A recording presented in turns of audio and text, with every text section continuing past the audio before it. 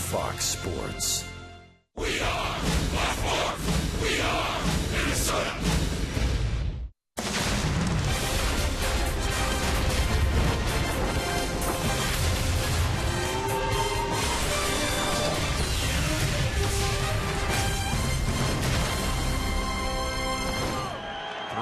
Two to Aaron Hicks. High chopper over the mound. Romine to his left. Hicks has beaten it out. And the Twins beat the Tigers. How about that? There's your high chopper over the mound. What a comeback by the Twins. Aaron Hicks delivering a game winner for the Twins in the bottom of the ninth. Minnesota squared the series with a 4-3 win last night.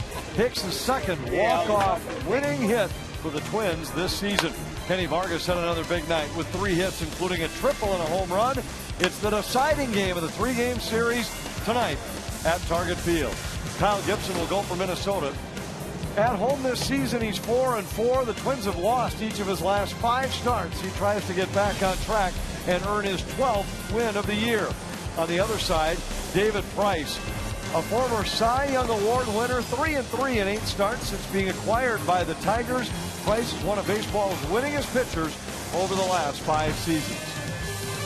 Welcome to Target Field with Jack Morris. I'm Anthony LaPanta. Late in the season, it's been all about the young stars for the Minnesota Twins, and few have been brighter than Kenny Vargas, who right now is 9th in the American League among all rookies with runs batted in. And keep in mind, he's played only 43 games. He's a special type of player. I think he has that infectious smile, a lot like Kirby Puckett did, like Torrey Hunter did. He's a guy that wants to be good. He works very hard, but what really sets him apart is he's got power from both sides of the plate. And right now, he's putting the barrel of the bat on the ball. So everything he hits, it seems like it's hit really hard. He's just having a whale of a start to his major league career. Vargas and the Twins trying to solve David Price here tonight and win a series against the defending division champion Tigers. Up next, more on the pitching matchup here at Target Field tonight.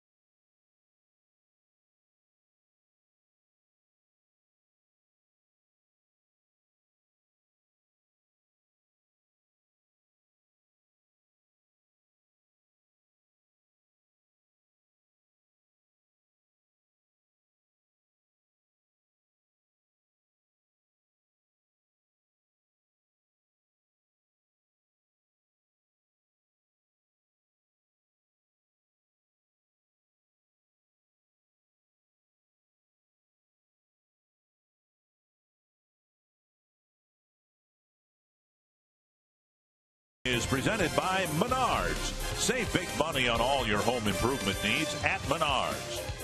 And by Ram. Come in and get a great deal during Ram Truck Month going on now. It's been far too long for the Twins to win a series. They have a chance to do that here tonight against the Detroit Tigers. Dick Bramer along with Bert Blyleven. And we've got an interesting pitching matchup, we think, for you. Another Cy Young Award winner for the Tigers. David Price going against Kyle Gibson. Second time this year that they've faced each other on the mound, and the Twins are hoping for a different result this time. Yeah, that's when David Price was still with the Tampa Bay Rays, but now is a Detroit Tiger. He'll be making his 9th start for the Tigers, and the last 4 have been spotty, but you can see the innings pitch other than that one against the New York Yankees. This guy is an innings eater, leading the American League in innings pitched and also strikeouts with 250. So no fooling around with David Price on the mound. He attacks the strike zone. And from Kyle Gibson, his first full year in the big leagues has been marked by some very good starts and some very bad ones. Yeah, you know what? When he is on, 8 times he has pitched 6 or more innings of shutout baseball. He's going to need that here tonight. But when he's off, you see the high earned run average. Hopefully he's on tonight, meaning he'll get a lot of ground ball outs. Twins got a good start last night from Ricky Nolasco, eventually won a ball game. They hope that will happen again here tonight with Kyle Gibson on the mound.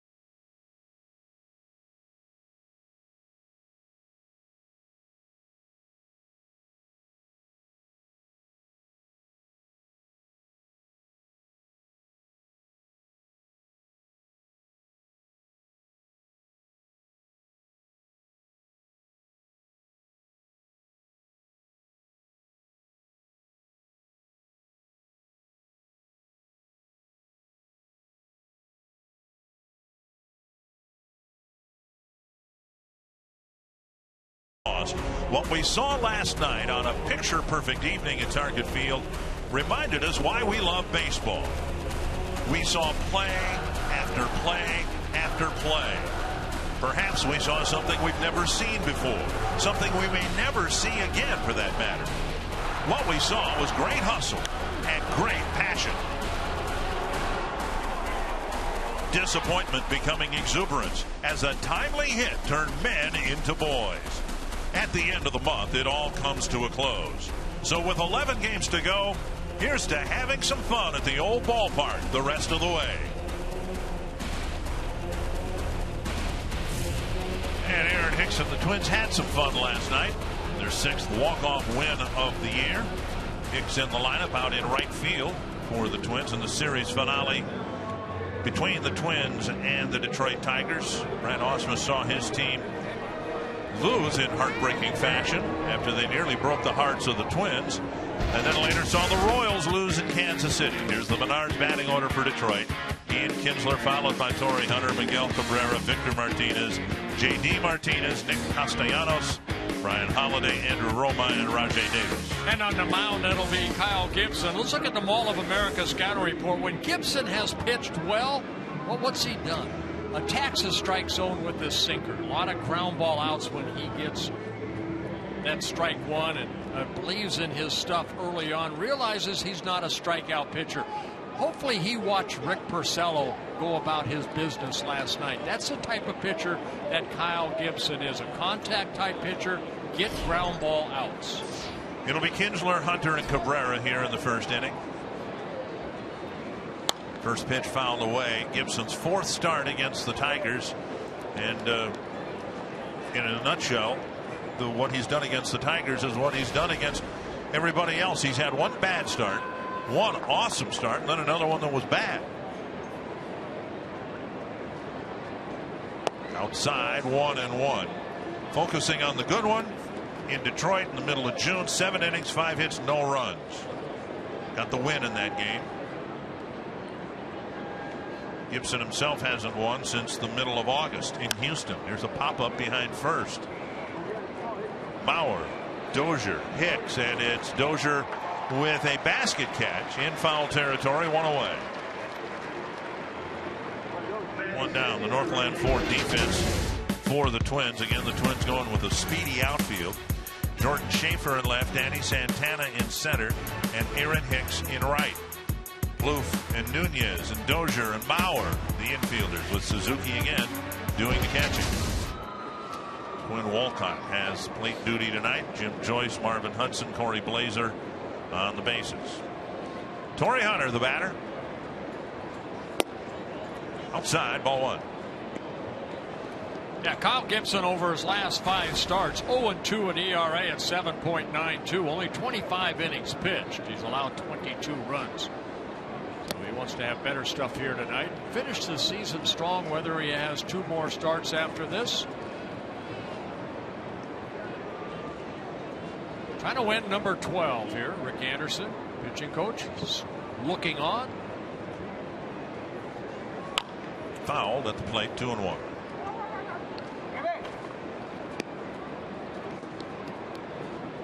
Tigers nearly did last night what they did the night before. A big late inning home run and steal a win from the Twins. Hunter hit one in the 9th inning here 2 nights ago. Castellanos hit one last night. This one hit to center, and it will carry out to Santana, who now has to come in and make the catch. 2 down. So the sinker baller, the ground ball pitcher, has a couple of fly ball outs here early on in the first inning. And our chase look at the playoffs. Baltimore clinched last night. Angels clinched the night before. And the Tigers, well I guess they could clinch early next week, would be the earliest they could clinch. They go to Kansas City after the game here tonight. They have an off day there tomorrow. Yeah, they have a 1.5 lead over the Royals right now. And the Royals are wrapping up their series with the White Sox tonight. I talked about Gibson getting ground ball outs. Usually the first couple 2-3 innings for a sinker baller is you're going to get some fly ball outs. But when he gets to tire a little bit, that's when that sinker will hopefully sink a little bit more and get more outs on the ground. Swing and a miss. Good hard breaking ball there by Gibson. Kyle has 2 types of fastballs. A 4-seamer, pretty straight. That'll work the outer half of the plate, in on righties and on lefties. Then the sinker, slider, slow curveball, and a changeup. And the breaking ball hung up there, and Cabrera drives it hard to left. Well, you could look at those last 2 breaking balls right there. One good one, one not so good, and Cabrera did not miss it. That's why he's such a good hitter. You just make a nasty pitch. Watch this 2 pitches ago. Watch his breaking ball. You see where it's at and how quick it breaks. And then Suzuki wanting the same one, but that kind of spun right there and hung. And Cabrera, it's a reason why he's a .320 career hitter. He does not miss pitches like that. Victor Martinez, the designated hitter. Martinez with another multi-hit game last night.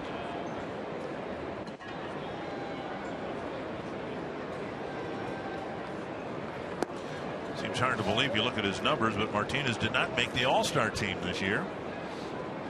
Jose Altuve still leading in the batting race. Martinez second, 10 points behind Altuve, who's hitting .343. Martinez at .333.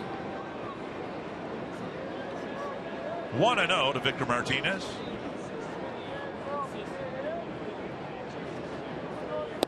And a fastball on the outside corner. Now Victor, a 5-time All-Star, 4th season with the Tigers. Spent 8 seasons with the Cleveland Indians, starting in 2002, and then a couple seasons with the Boston Red Sox. There's the American League leaders in batting.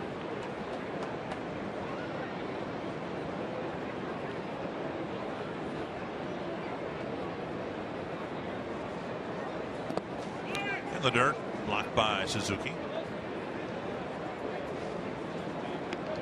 Gibson coming off a start in game 1 of that doubleheader we had in Cleveland last Thursday. He pitched only 3 innings, gave up 7 runs, all earned.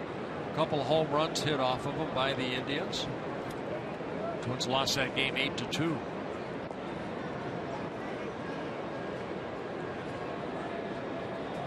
Two and one. The Tiger DH. 3-1. JD Martinez on deck. This is where you have to trust that two-seamer down and away. Hopefully Martinez, well, if worst, he hits the ball the other way. But we have seen from Kyle Gibson, that's his out pitch, the sinker down and away to lefties. We'll see what Kurt Suzuki wants right here. You see the little spin of the finger, meaning a sinker, a two-seam fastball away, and he misses low. Now first and second, 2 down. Last night, J.D. Martinez hit his 23rd home run of the season, but more impressively, his 8th ninth-inning home run. And it nearly broke the hearts of Twins fans everywhere. He knew it as soon as he hit it. He thought he got enough. That off of Glenn Perkins. You see the excitement of the Tigers. Martinez has been a big, big plus for that lineup. For the Tigers. Picked off the waiver wire from the Houston Astros. Can only wonder what might have happened if the Astros had kept Martinez and put him in that young outfield that they've got with a lot of power. Check swing, ball 1.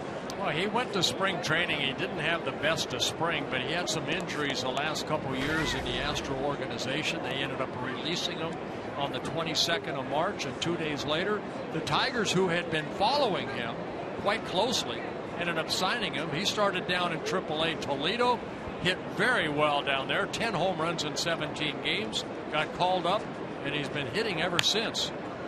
Jam shot dribbler foul. 1-1.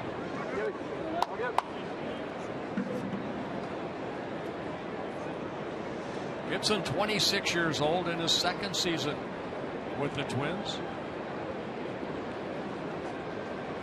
Not a lot of speed on the base paths. There's no speed on the base paths. Oh, come on, they have a little. 1-1. Bouncer to short and past Nunez into left center field. Cabrera lumbers around third. He'll score. And with 2 outs, the Tigers go single, walk single, and get the first run of the game. And Martinez picking up RBI number 76 on the year. Well, why you got perfect form, though? Why you like you a football player? This Tiger ball club that can score some runs gives David Price an early 1-0 lead. Nunez tried to knock it down with 2 outs. He's off with a crack at the bat. And you see the little bit of speed right there as he scores the first run. And now Castellanos. Missing inside. 19 pitches for Gibson, just 10 strikes.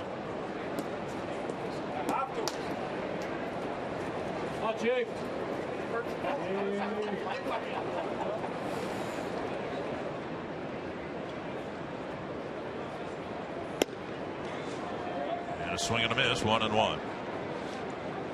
Castellanos kept out of the ball game yesterday and fouled a ball off his foot a couple days ago. Having a very solid first year, full year for the Tigers. Fouled away 1-2. What's new? Torrey Hunter having some fun on the bench. Mimicking Cabrera's running style.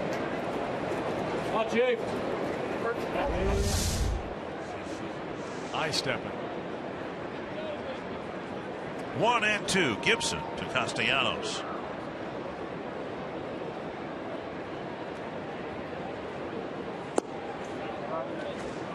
Breaking ball missing 2-2. Castellanos only 22 years old, a September call-up last year. Now the third baseman for the Tigers.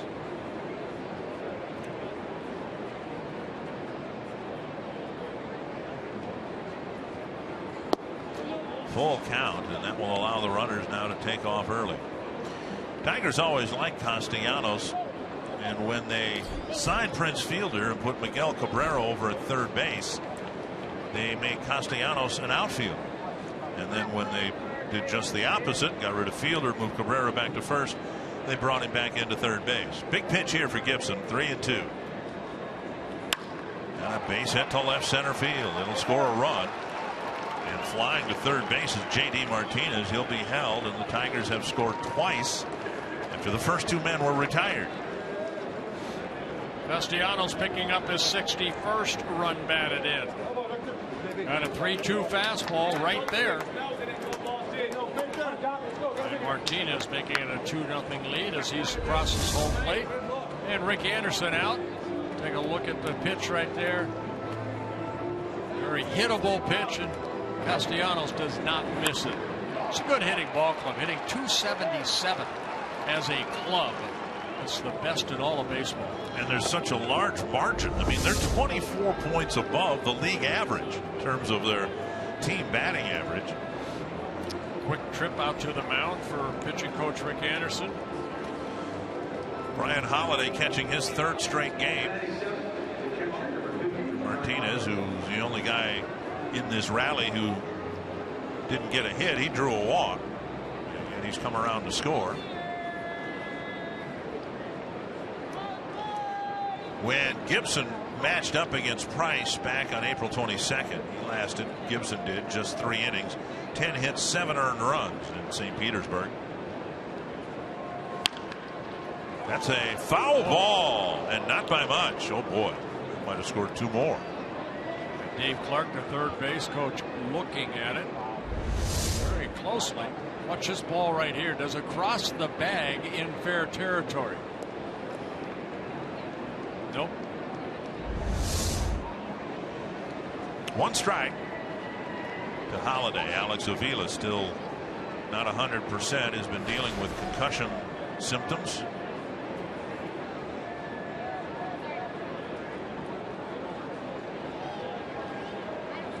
Squibbed, and Gibson finally ends the inning himself. 3 singles, a walk, a couple of Tiger runs in the first.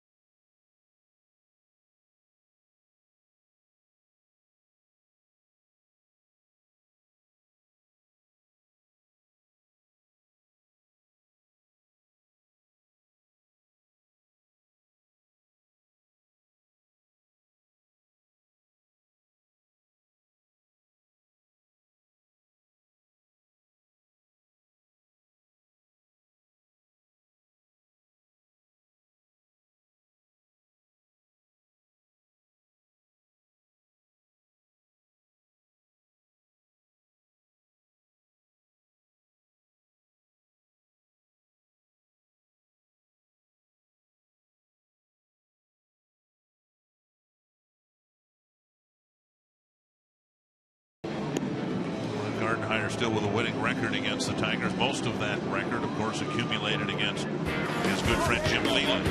Menard's batting order for Game 3 with the Tigers: Danny Santana, followed by Brian Dozier, Joe Mauer, Kenny Vargas, Trevor Plouffe, Kurt Suzuki, Eduardo Nunez, Aaron Hicks, and Jordan Schaefer.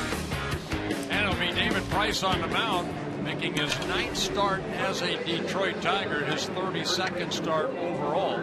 His 3rd start this season against the Twins, the first 2 coming when he was with the Tampa Bay Rays. In those 2 starts, he was 2-0 against the Twins with a 1.59 ERA. Also, one of his 3 complete games this year came against the Twins.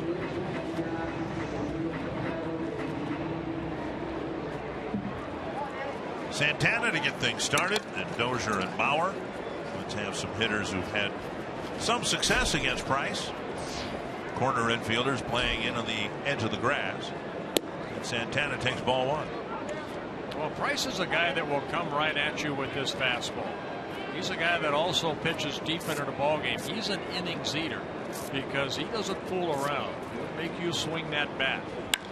To right center field. Davis running after it. That ball's over his head, and Karam's past Davis, and Santana scampering toward third, and he'll start the bottom of the inning with a triple.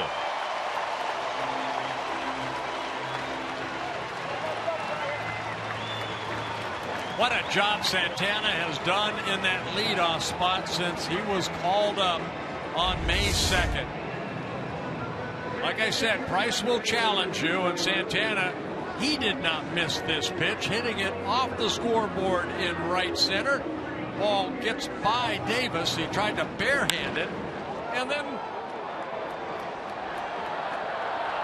the speed of Santana kicking it in right there.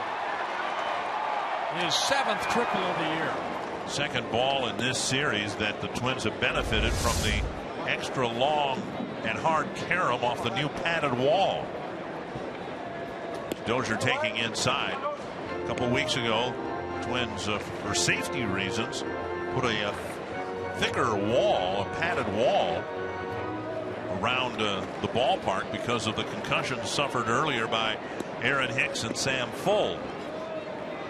And we've seen a much livelier bounce off the padding. The ball lined to left, and the Twins are on the board very quickly against David Price.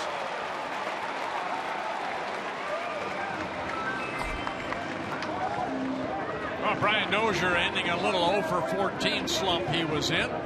Picks up an RBI, his 64th. Fastball that you can see Holiday wanted away, and Brian Dozier, he likes that ball inside. Opened up quickly, lined it over the head of Romine, the shortstop, in the left field. That's a 2-1 ball game. And now Dozier at first, Bauer at the plate. Bauer just 3 for 18 against Price.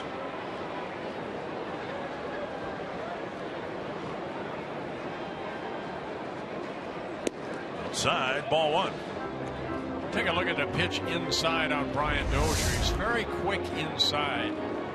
See where he pulls those hands in, getting the barrel of the bat on that ball. With the head down, the eyes right on the point of contact.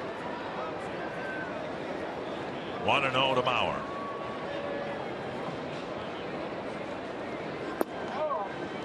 And now 2-0.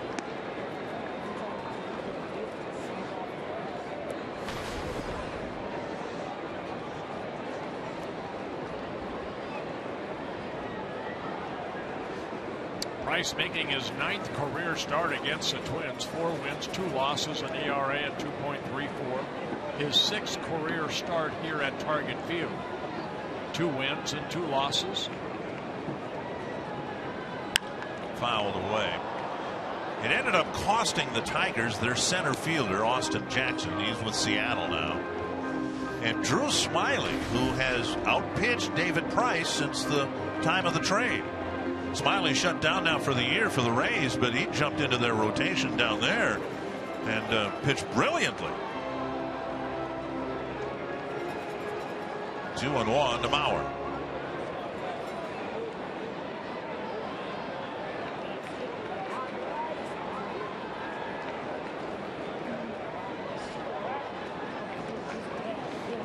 Brian Dozier, 21 stolen bases in 28 attempts. There's been 10 stolen bases off of Price in 14 tries. He does have a couple pickoffs. And 12 double plays turned behind him. Making his 32nd start.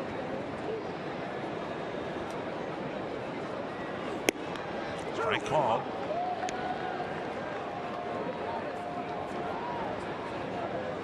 Two and two. Price, 29 years old. Tampa Bay Rays #1 pick. Well, #1 pick overall in the 2007 draft. Vanderbilt University. Another fastball to Joe.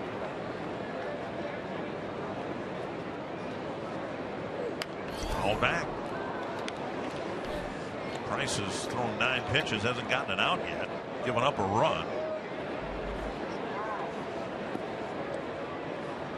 250 strikeouts for Price, the most in the American League, and 226 2/3 innings pitched. Only 33 walks, 1.3 walks per 9 innings. I said he will be around the plate. He'll give you something to hit or swing at. Just off the plate. Now it's 3-2 with Vargas on deck.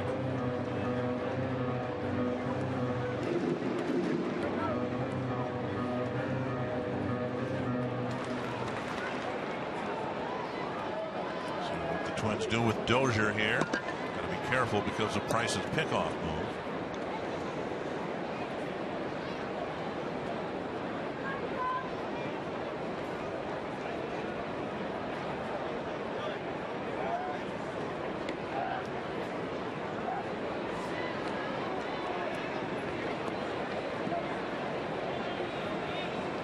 Be aggressive against these Detroit Tigers, and there's Brian Dozier leading the club with 21 stolen bases. May get a late jump, but I think he's taken off here.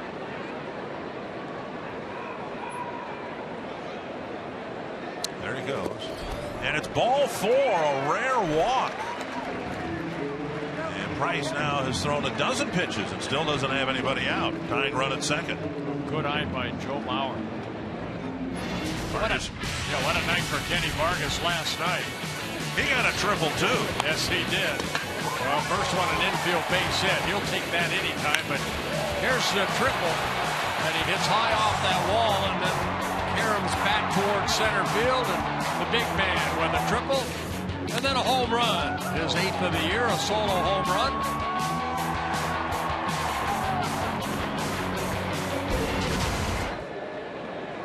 Vargas with the tying run at second, nobody out. He's never faced David Price. Checked his swing, took a strike. 43 games, 36 runs batted in.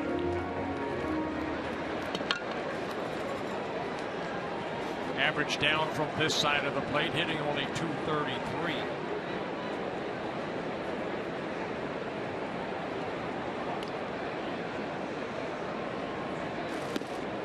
His only home run from this side of the plate, still a prodigious one. Hit it over the bullpen into the second deck in the bullpen area here.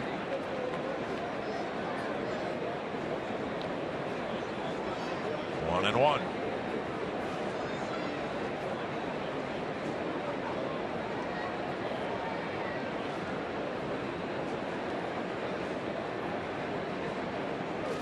Foul back, 1-2. Was a right-handed hitter. Let's take a look at the hot zones for Vargas. See right down the heart of the plate. Don't make a mistake. You can hit it a long way. The clubs have been getting Vargas out on breaking balls down and in. That's where a lot of his strikeouts have come.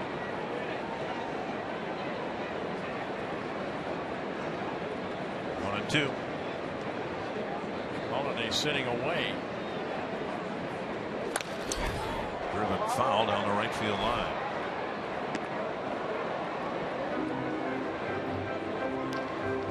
That's a good fastball by Price at 95.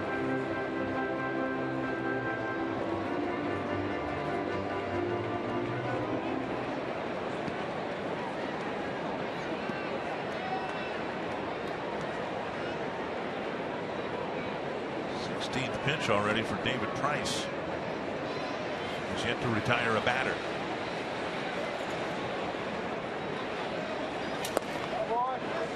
Two and two.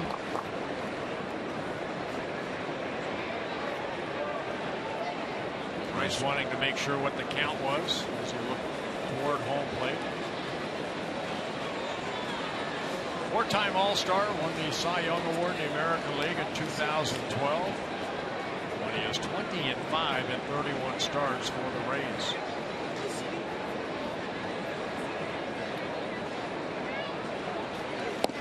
Call third strike. And Vargas is out on strikes, first out of the inning. Northland 4 defense for Detroit. J.D. Martinez in left, Rajay Davis in center, Torrey Hunter in right, Castellanos, Romine, Kinsler, Cabrera, Holiday, the catcher.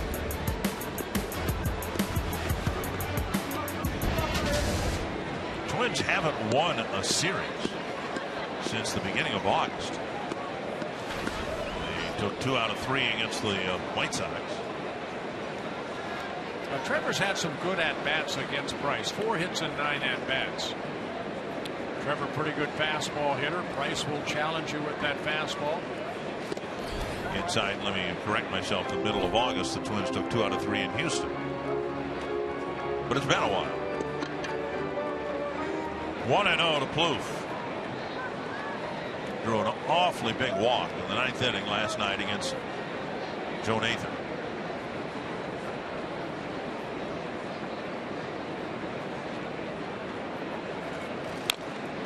Foul, 1-1.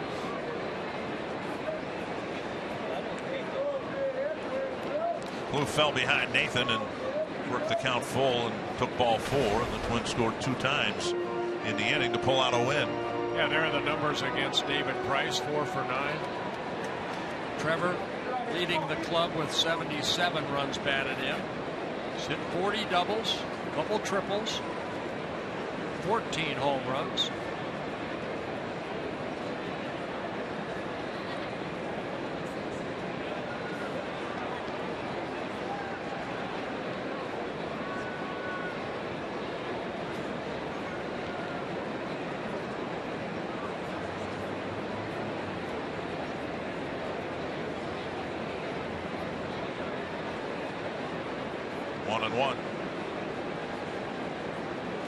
To center field, down for a hit. Dozier will score the tying run, and the Twins have evened it up against David Price.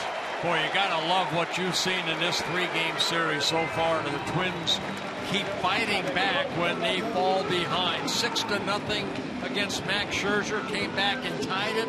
Ended up losing 8-6 thanks to Torrey Hunter and Cabrera. And then last night came back and won that ball game. Looked like a changeup. Trevor reaching out, driving in his 78th run, and the Twins just like that come back down 2-0, even though it's in the first inning, and tie it. Tigers did all their damage after the second out. Twins striking early in their bottom of the first. Suzuki will bat. And this is when you want to get a pitcher like Price before he settles in to find out what's working, what's not working. And it usually goes deep into the ball game. Suzuki got one up and fouled it back.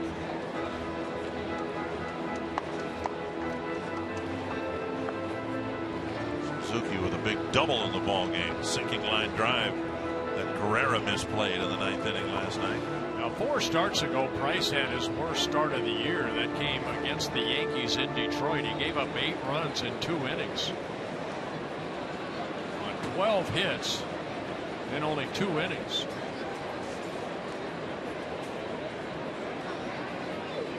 Side 1-1. 22 pitches for David Price already.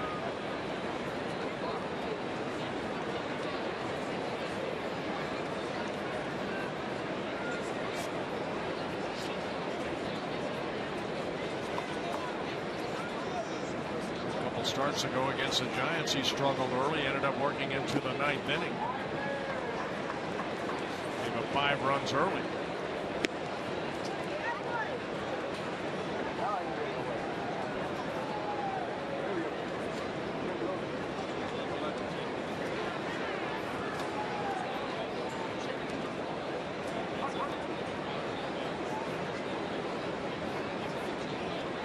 Plouffe at second, or Plouffe at first rather. Bauer at second with 1 away.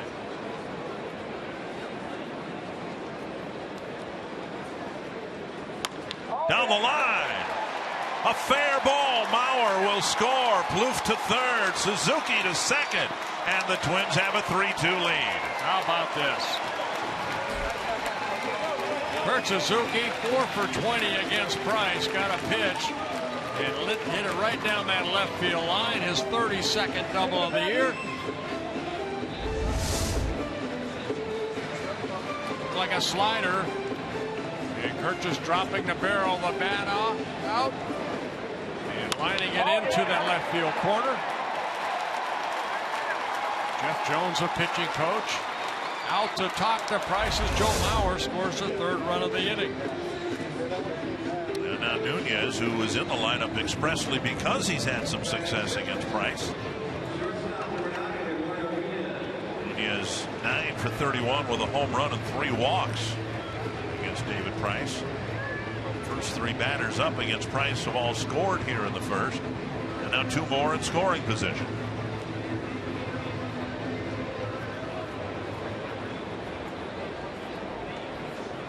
Eduardo Escobar strained his shoulder. He had an MRI done today,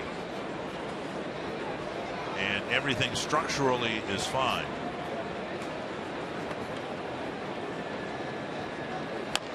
Bouncer. Nice backhanded play by Castellanos, and a good base running play by Plouffe, who was able to get back to the bag.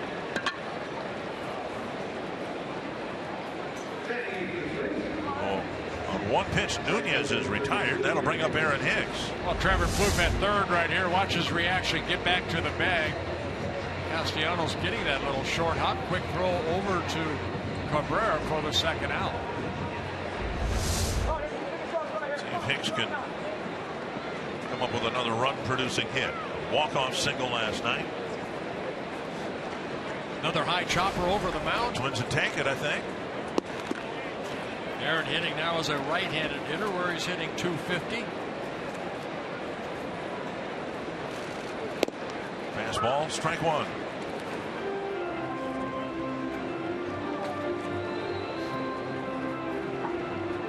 Hicks has faced Price only 3 times, 1 hit.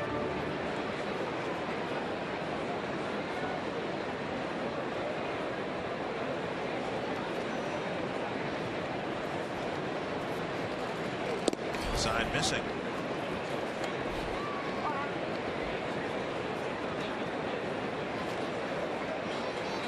Both starters needing a lot of pitches in this first inning. For Gibson, 26. And for Price, this will be pitch number 28.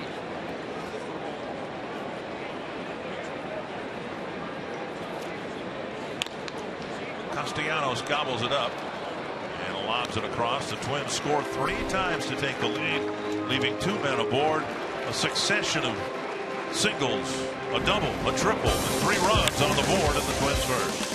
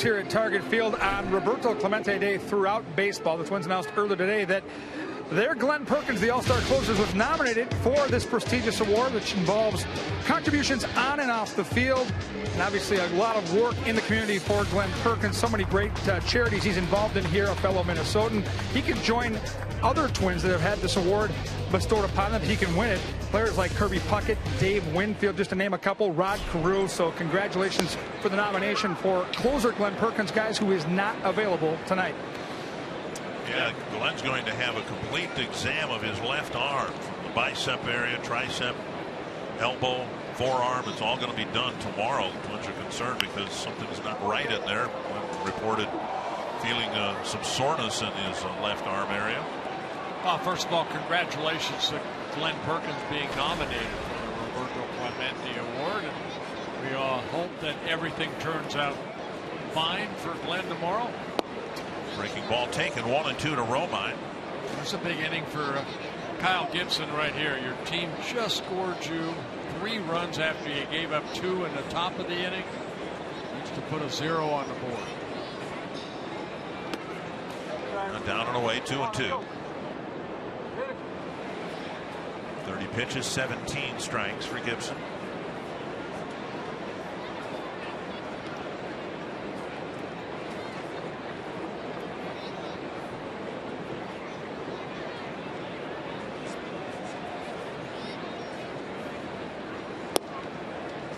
And another full count. I said in my Mall of America scouting report, I think when Gibson realizes that he doesn't have to strike out everybody, and he really can't, that he'll get some quick outs. Every pitch seems like he's trying to make that perfect pitch, and here he walks Romine, a 228 hitter with a lot of speed. Davis will bat, but first a reminder that season tickets for next year are on sale and prices will remain unchanged. In 2015, Twin season ticket holders will receive new benefits, including an enhanced ticket exchange program, convenient access to tickets on their mobile devices, and more. Find out more by visiting twinsbaseball.com. Pretty good bet. Kenny Vargas will be with the team all year long next year after his August-September audition. Here's Davis.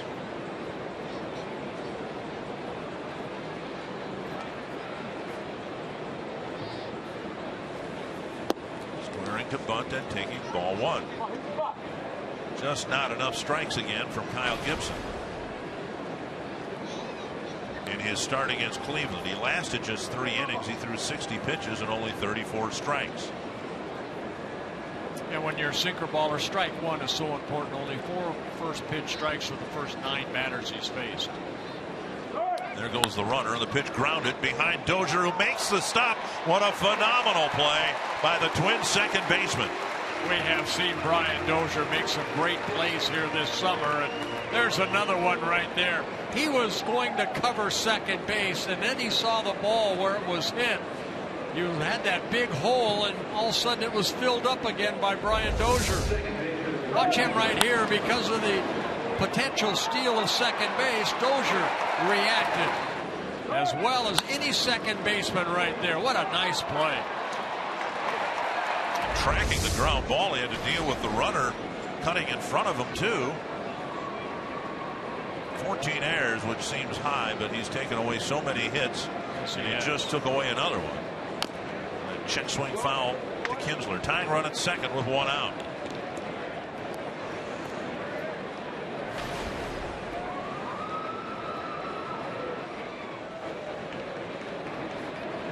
Kinsler hit a foul ball down the right field line, and Dozier covered a lot of ground to catch the pop-up. And foul ground for the first out of the first inning. Tapper, that's a fair ball, and Plouffe fires to Mauer, and advancing to third is Romine. Right over the third base bag. 2 away.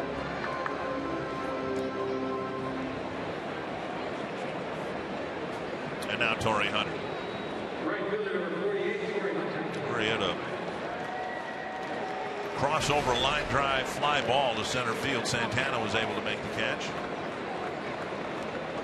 Yeah, Corey Blazer, the third base umpire, I have not been down to third when something like that happens. I don't know if he yells out fair ball or not, but Trevor's got to play it like it is a fair ball. And the reason the umpires would be taught to verbally yell fair or foul, because in this case Blazer's playing behind Bloof. He can't see the left arm extended into the fair territory. 1 strike to Hunter. And a base hit to center, and Gibson pays the price for the leadoff walk. And it's 3 apiece. Tigers playing station to station here in the second inning and taking advantage of the leadoff free pass. And Torrey continues to burn the Minnesota Twins, especially here at Target Field. He came in hitting .342 here at Target Field. And now in 14 ball games against his Twins team this year, 22 for 54, hitting over 400. Each team already with 3 runs on 4 hits. Here's Cabrera, who got the first Tiger hit. And there is Gibson with a strike right on the outside corner. Tigers doing a good job hitting with 2 outs. All 4 runs have scored on 2 outs. Hunter picking up his 79th RBI of the year.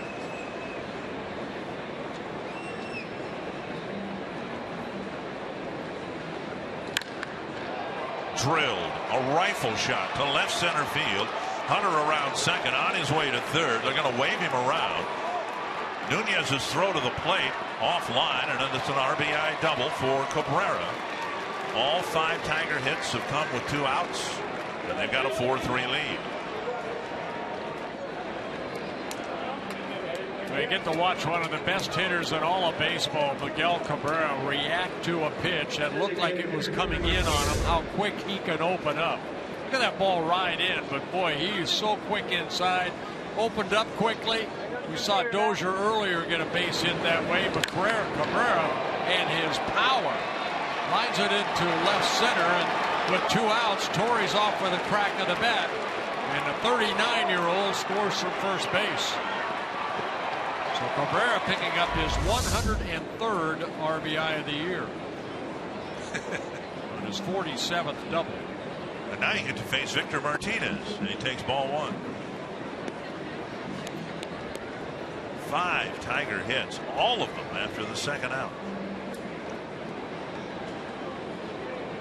And 4 runs. And these are one of the outings we have seen too much from Kyle Gibson this year.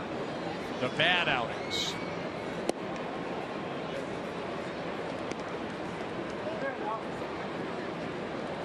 ERA over 8 when he does not pitch like he is right now. In his 11 losses and his 11 wins, an ERA under 1. 2-0. First base is open. But again, J.D. Martinez has done a wonderful job protecting Victor Martinez. Producing behind him.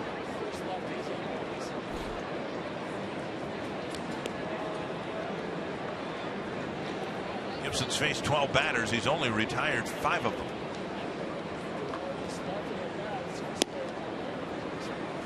And he's just walked Martinez for the second time in the ball game. 3 walks in the first 13 plate appearances. And brings out Rick Anderson again to talk to his tall righty.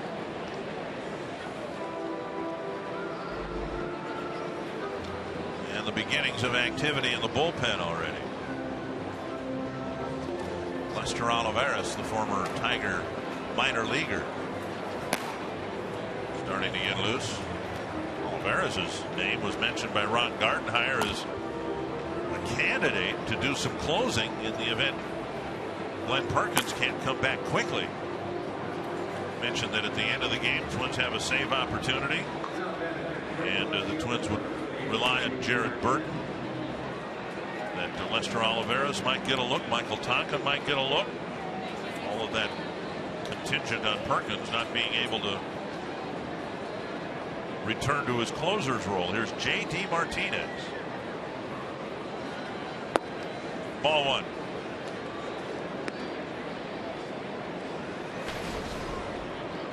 When Gibson finishes this inning, assuming he does, he will have pitched only 161 innings this year.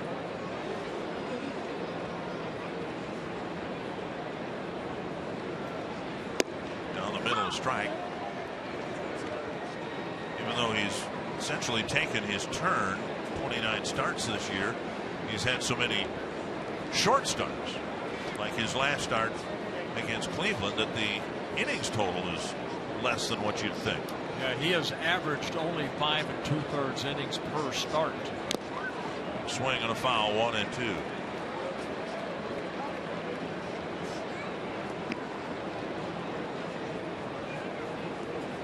Gibson's last start, his 5th this year, lasting 3 innings or less.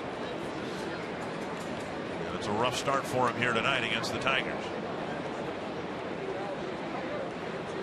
All with 2 outs, as you mentioned, Nick. 1 and 2 to J.D. Martinez. Drove in a run with a single his first time up. And a called 3rd strike. And Gibson gave up 2 runs in the first, gives up a pair again in the second.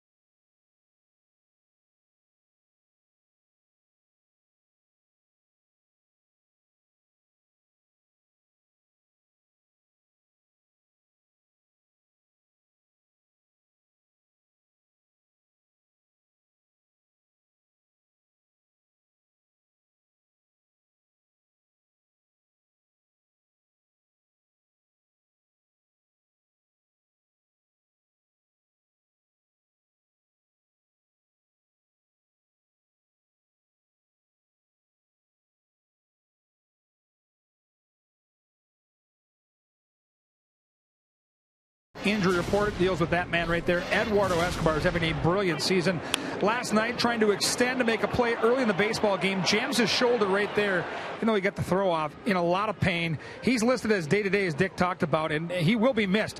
34 doubles this year, 2nd on the club. And in fact, in his last 52 starts here at Target Field, he has hits in 38 of those games, batting .330. And you can see the disappointment there. We had a chance to talk to him after the ball game, and he expressed how disappointed he was. But he did say that he's going to work real hard to get back in the lineup. And Ron Gardner talked about that today, thinking a light workout today, and there's a chance he'll be back in the lineup in a few days, but certainly still in a lot of pain right now, guys.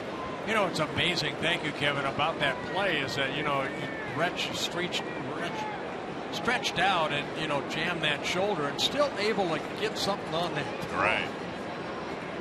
1 strike to Schaefer. Inside. Schaefer has done okay against left-handers since coming to the Twins. Hitting .222, 6 hits, 22 at bats. This would be, you would think, the supreme test facing a guy like David Price. Yeah, he's never faced David Price before. It's a long way. It's very foul. 1 and 2. His first home run here the other day. Price has kind of a weird windup. You know, almost like he's working out of the stretch position. Not a lot of movement. doesn't bring up that leg, until really he's set. He'll kind of work that right foot a little bit to get set. See that toe in, there it is, and then bring it up, not real far. And he doesn't really bend his back, he kind of straight up. Take a look at his delivery right here. Now watch his follow through. Bends his back a little bit, but almost recoils a little bit. Saw Eric Milton do that. He was with the Twins years ago, 2-2. And foul back. That delivery has definitely worked for him.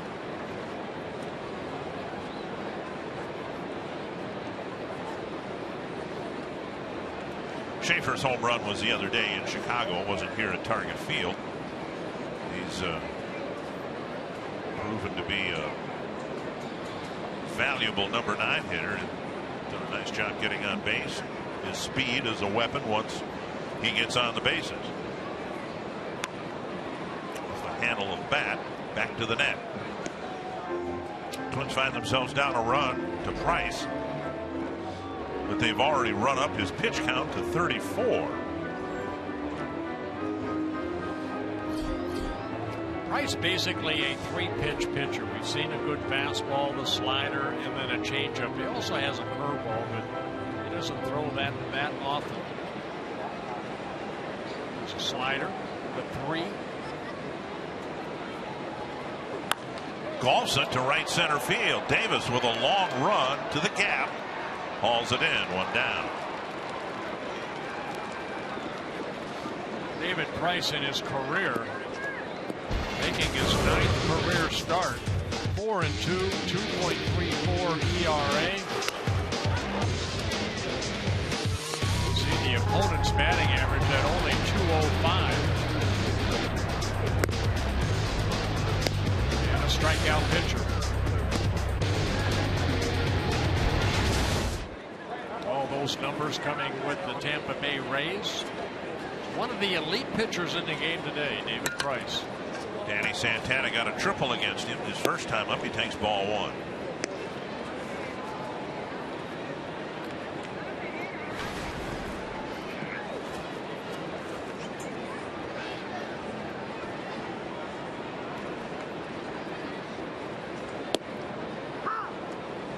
And a strike. Whether the Twins win or lose the game, these at-bats to me are really interesting because the Twins are counting so heavily on Santana and Vargas moving forward. I just think there's a heightened level of interest in how these guys do against the likes of Scherzer, Price, Kluber, who they'll face again this weekend. The elite pitchers in the league. I think they have shown that they will hold their own. Foul, 2-2.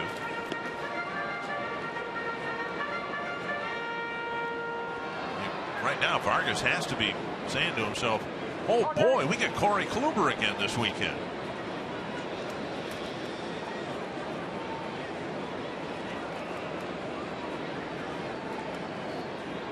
Two and 2 to Santana. On a breaking ball down and in, Santana strikes out, 2 down. And there's that curveball. He doesn't rarely throw it, but he picks up a strikeout, his second. Now you can tweet a photo using hashtag NorthFanPhoto for a chance to have it shown in an upcoming game broadcast. Brought to you by AT&T. Again, I'm going to say it. I think I said it before. That's the pitch right there for Santana and Vargas that I think pitchers are going to try to do. Get ahead and then drop that breaking ball on both those guys. Whether it be from the right side or left side of the plate, both of them being switch hitters. Ball 1. Dozier drove in a run with a single, later scored the 103rd run of his season. Dozier driving in Santana after his triple. So we got a foul, 1-1.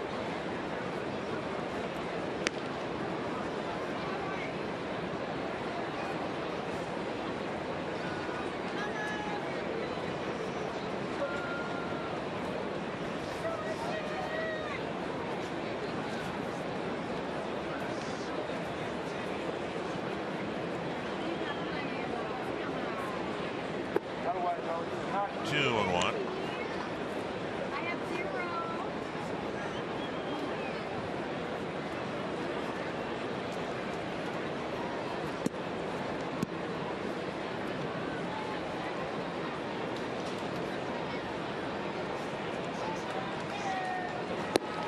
3-1. Mauer on deck. To play the Tigers even up. Winning 7 of the 14 games so far.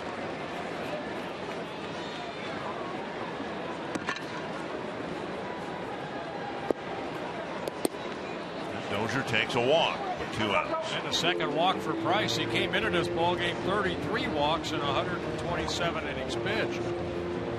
Walked Mauer in the first inning, walks Dozier here in the second. Starting this inning, Price, since the trade for the Tigers, has had an ERA of 4.11. He's getting a couple of runs in the first. We'll see if they can do some 2-out hitting like the Tigers have done in this series, at least in this ball game.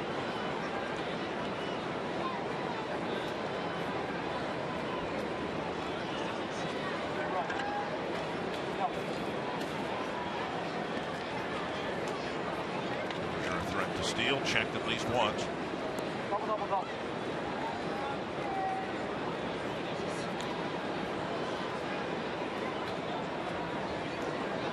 Kansas City's opened up a 3-1 lead over the White Sox. Bottom of the 3rd inning in Kansas City. Inside, ball 1. Royals have stubbed their toe a few times over the last week. They had the Red Sox come to town. They were swept by the Red Sox. They had a game last night when our game finished. The Royals had the lead. And then the White Sox came back against that vaunted Royal bullpen to win a ball game, keeping the Tigers a game and a half in front. Connor Gillespie of the White Sox got a big hit. 3-run triple against Wade Davis. That's not supposed to happen. At least against Wade Davis. Just the 3rd extra base hit he's given up all year. 2-0 to Mauer. Price's pitch count creeping toward 50. 3-0. Yeah, he's really off. I mean, here's a guy that's averaged 7 1/3 innings per start, making his 32nd start. So both starters going a lot of pitches. Gibson 48 pitches in the first 2 innings. Price already at 48.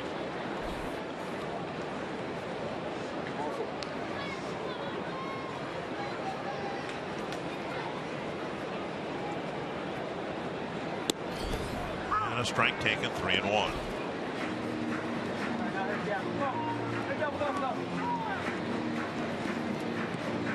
And this will be the 50th pitch.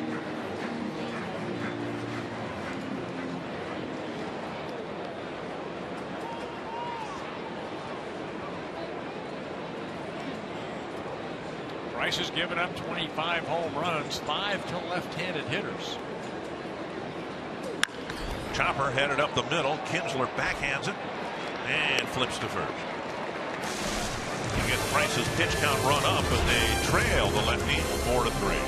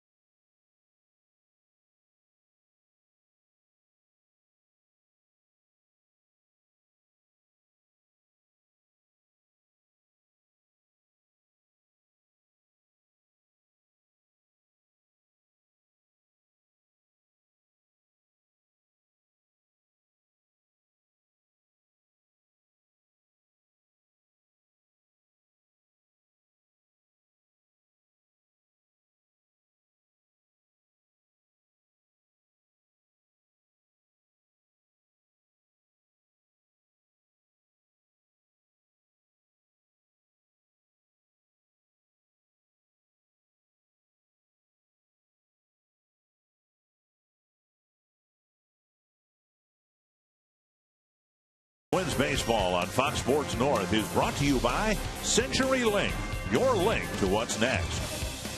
Northland Ford. Visit northlandford.com and your local Northland Ford dealer today. And by Grand Casino. The best stories start here.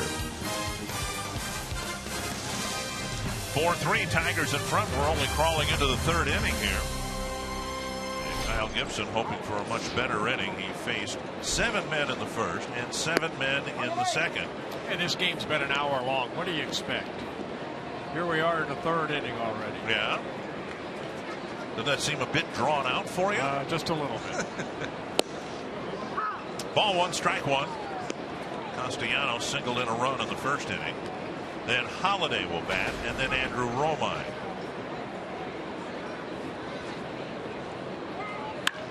Sharply hit. And Nunez from the seat of his pants throws him out. How was he able to get something on that throw? That ball was absolutely crushed. Watch Nunez right here. Gets in front of it. It knocks him back. And from his back, he's able to get something on that throw to Joe Mauer.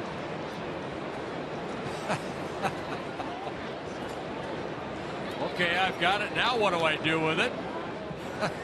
Wow. What a great play. 1 down, and that'll bring up Holiday.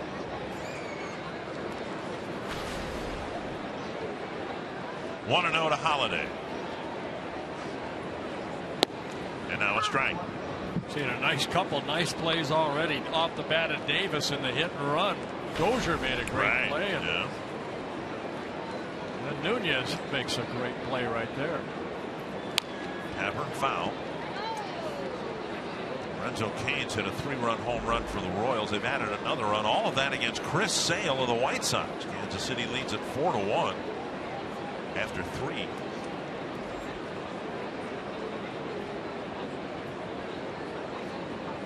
One and 2 to Holiday. Right on the outside corner. Gibson struck out Martinez with that pitch in the second. And now he gets Holiday. Saturday, MLB returns to Fox. The Tigers and Royals square off in a big AL Central showdown. Then on Fox Sports 1, the National League Central leading Cardinals take on the Reds.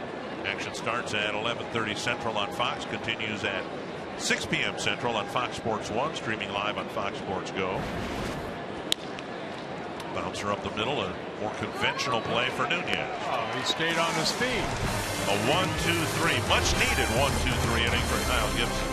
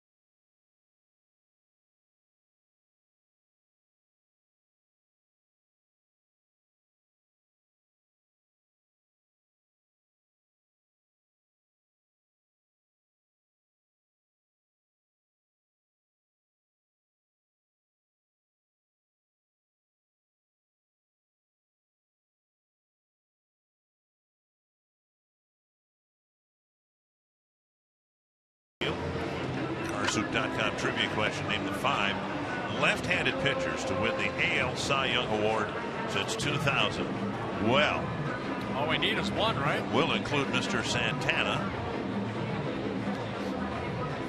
and let you fill in the blanks as we move along here tonight.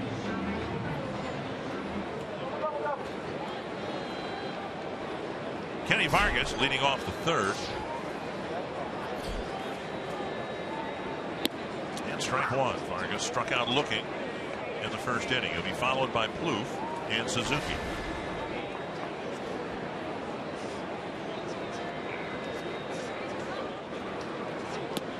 One and one.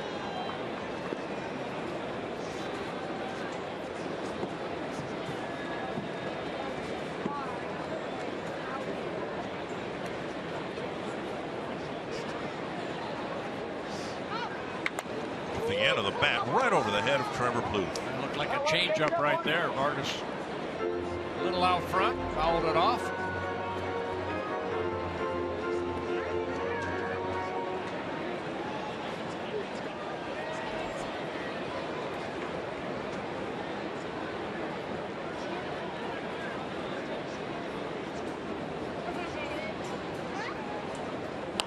Popped up. Watches it sail back over the screen.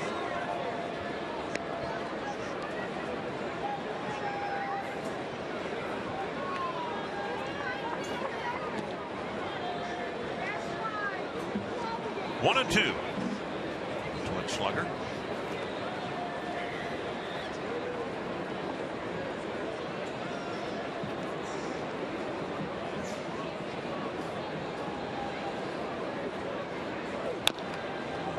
Foul.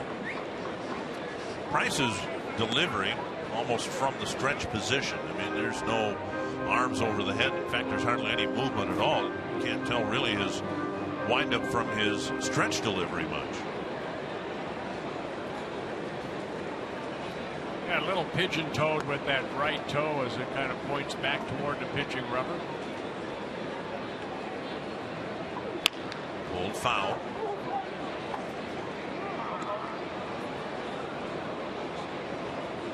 Have made Price work. They've scored 3 runs against him.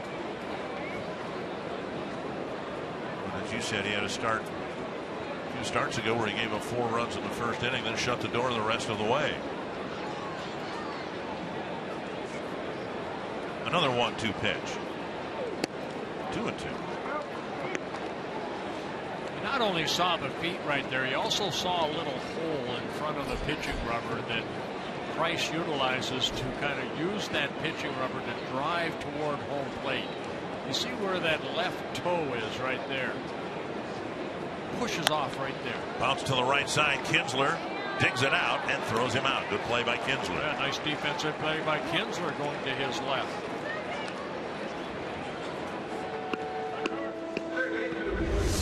Take a look at where he plants that foot against the rubber. It's like a starting block if you're a sprinter, and then pushing off.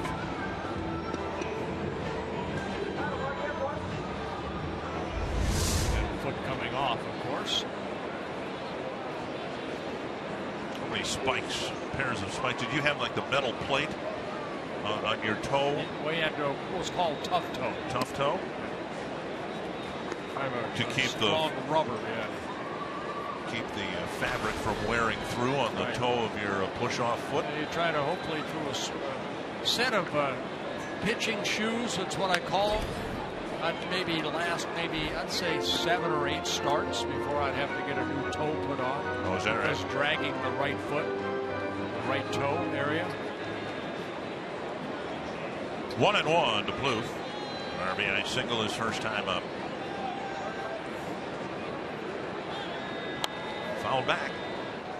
And back, you know, when I came up, we had to buy our own shoes, the old Rydell shoes, and they were about, I'm going to guess back then, $70 or $80 a piece. You didn't have to buy Rydell shoes, did you? Yeah, you had to buy your own shoes. Well, why? If you could buy your own shoes, why'd you have to pick a particular brand? Because they were the most solid shoes a pitcher could have. Okay. Ground ball single up the middle, another hit for Plouffe. Tying run aboard, Suzuki to the plate. How does your child measure up to Joe Mauer? You can find out by attending the Kids Appreciation Game Sunday. The first 10,000 kids 14 and under will get the Joe Mauer growth chart. You can get your tickets now for Kids Appreciation Day Sunday by visiting twinsbaseball.com or by calling 800-33-TWIN.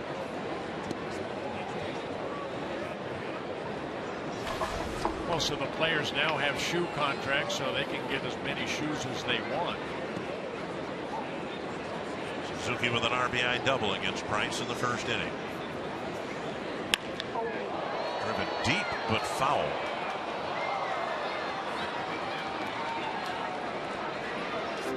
Speed pitch by Price, and Suzuki was waiting for it.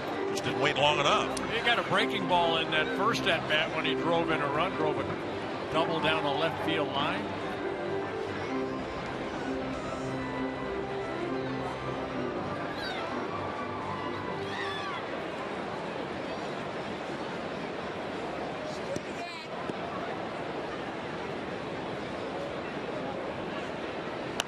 Foul back. Right at you, partner. Just below us. I didn't even move. Oh, that. I saw you know how many balls were hit back up the middle when I pitched? Now, my first reaction was to protect you. I didn't care about Jim Pellinger, who was sitting What are you between doing us. way over there? But I was ready to spring to my right to protect you. I appreciate it. Almost broke me up. 2 strikes. A swing and a miss. 2 down. And strikeout number 3 for David Price.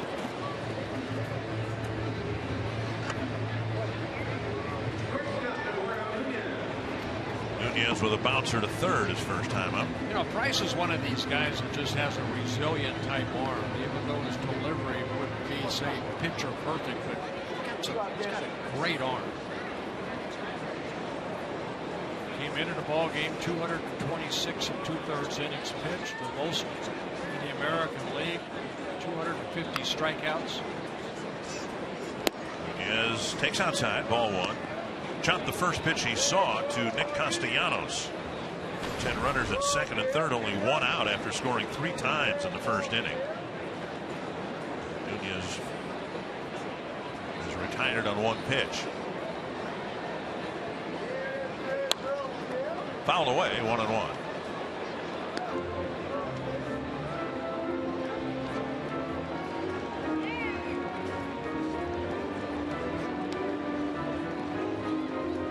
This will be the 18th pitch this inning for Price. Yeah, 28 in the first, 22 in the second. 1-1 to the Twins shortstop. Grounded right side. Kinsler to his left. Scoops it up, makes the play, and that wraps up the 3rd inning. Tigers still up a run.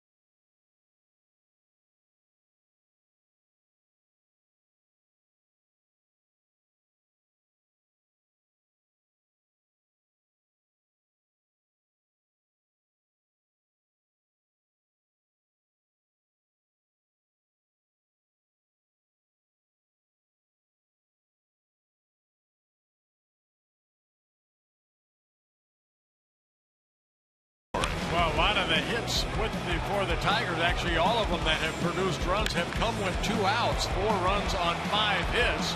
Cabrera's double right there scored Torrey Hunter in the second inning from first base for the Twins.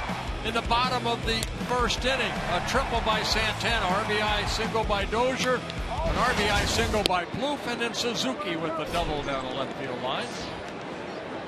Gibson misses the outside corner with a fastball on the first pitch to Rajai Davis. Now out in front of a cut fastball, perhaps 1-1. 5 ground ball outs for Gibson, couple fly ball outs to go with his 2 strikeouts.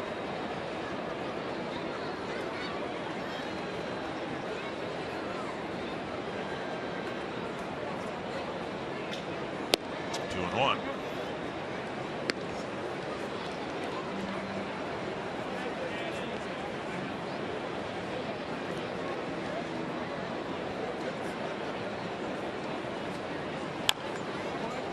Chopper foul. Tigers have a favorable schedule. They play the Royals 3 times this weekend, and then they go home to finish the season. 3 games with Chicago, 4 games with the Twins, the bottom 2 teams in the division.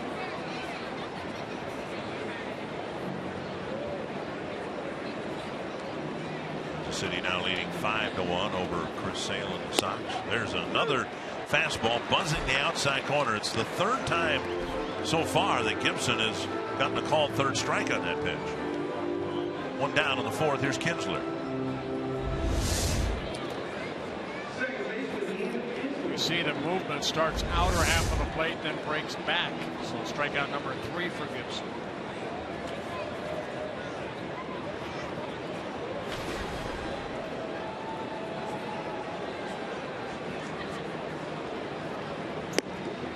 Bell tie strike.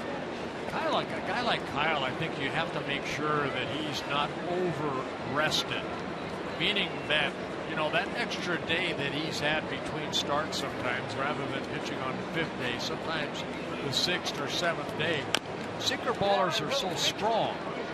Suzuki catches a high hop and throws out Kinsler 2 down. And I think what we're seeing now the last couple innings, a lot of movement. A lot better than we saw in the first 2 innings from Kyle Gibson, starting to get some pitches in, and all of a sudden that sinker is really sinking. Hasn't had a fly ball out since the first inning. Here's Hunter, who's going to run with a ground ball single up the middle. Now ground ball hit right at Dozier. Another quick out. 7 straight retired by Kyle Gibson. Twins down a run. Stay tuned for this important message from Mesh Besher and Spence.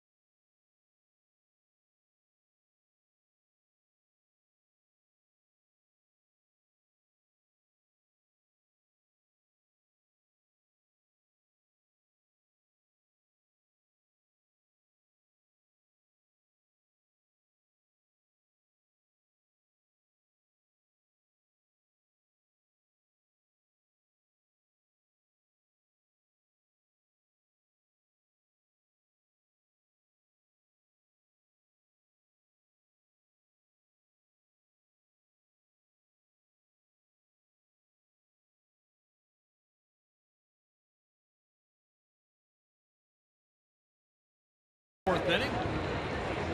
Tigers up by 1. Over to the bottom of the 4th. Aaron Hicks will lead things off for the Twins.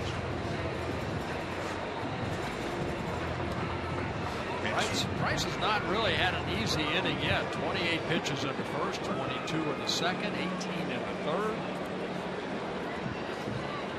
Add all that up, you see it on the lower half of your screen right there. It's 68 pitches.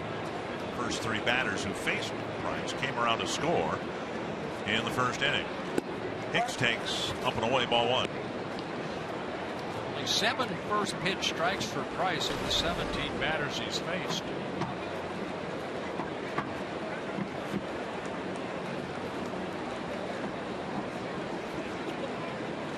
2-0. As Hicks hopes to turn a corner, the one thing he has going for him is a good eye at the plate. We've seen Hicks draw a lot of walks, get into a lot of favorable counts. 3-0. So many young players, and Hicks isn't that young of a player anymore. He's played professional baseball for a long time. So many players don't have a good idea of what the strike zone is. Hicks has that. Now what he can do with it remains to be seen. And he's taken a 4-pitch walk to start the 4th inning. 3rd walk issued by David Price. You know, David Price over his career, and especially this year, has been an innings eater. And you look what he's been able to do, get in deep into the ballgame. 16 starts of the 31. He's been able to pitch 8 or more innings this season in the 31 starts. Twins combined of their starting staff, 151 games, only 8 times a Twin starter has worked 8 or more innings. That's how valuable this guy is. 24 times he's pitched 7 or more innings. He's struggling here tonight, throwing strikes. And he falls behind Schaefer, who squares to bunt. 1-0. A season high 3 walks. He's done it now 6 times. But he's only pitching in the 4th inning.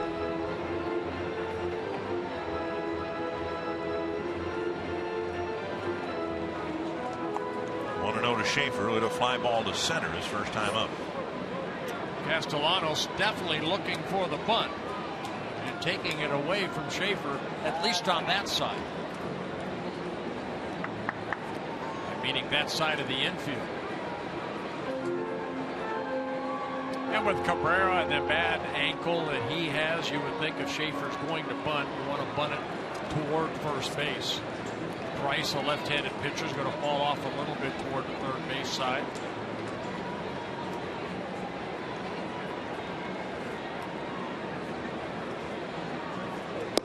Fastball on a strike.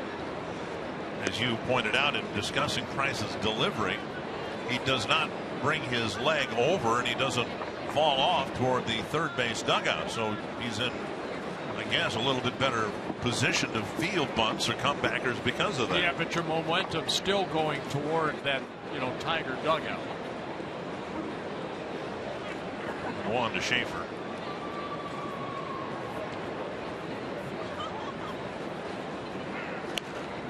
Back to the screen. Castellanos can move back a little bit at third base.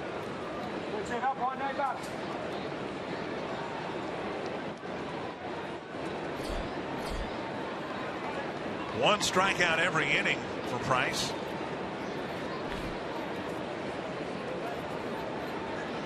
Trying to get Schaefer here before Santana's at bat.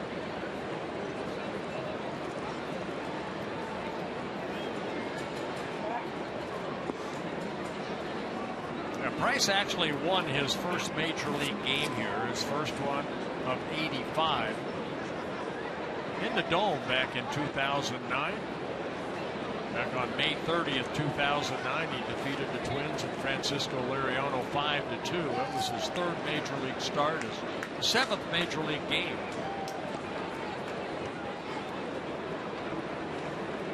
Actually made some relief appearances for the Rays before he got his first major league start.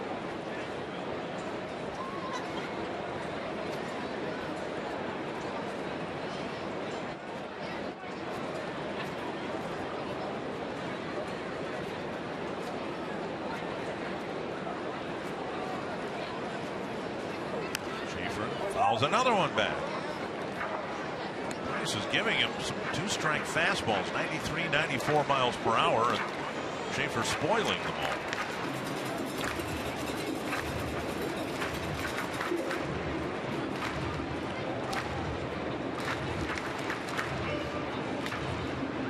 Good battle here for Jordan Schaefer against David Price.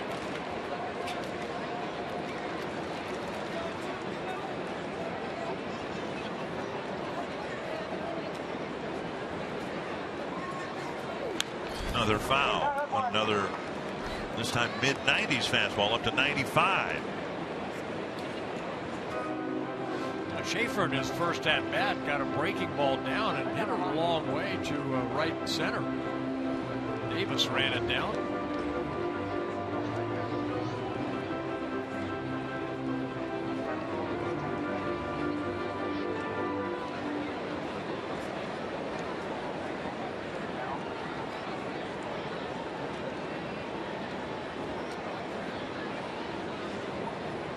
One and two again. Went through them all. Looks like a changeup here. In the dirt, blocked by Holiday. Nothing has come easy. There hasn't been an easy out for Price, it seems, much less an easy inning.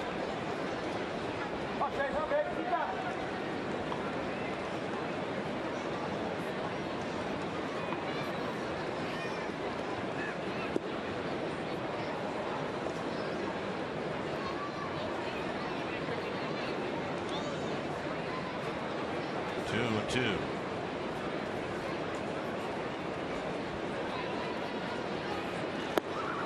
3-2. 5 3-ball counts for David Price so far. A lot of pitches thrown. This will be pitch number 80.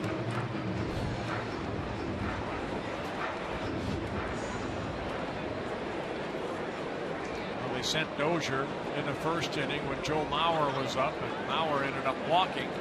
See if Hicks gets a good jump here. Pretty good lead.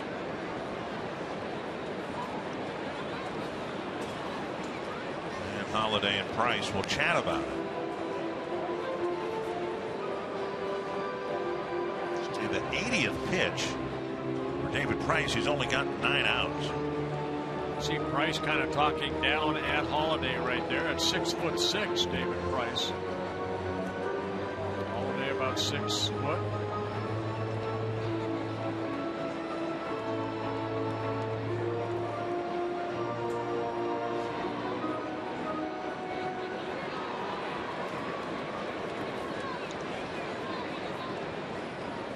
Three and two to Schaefer. Hicks goes, and the pitch popped up back into the seats. Good at bat right here for Schaefer. 8 pitches so far in this at bat.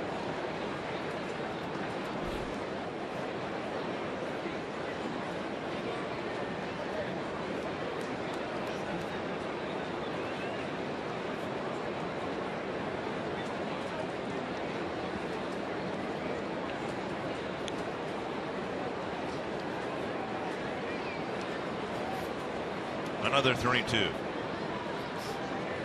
And Hicks checked it first.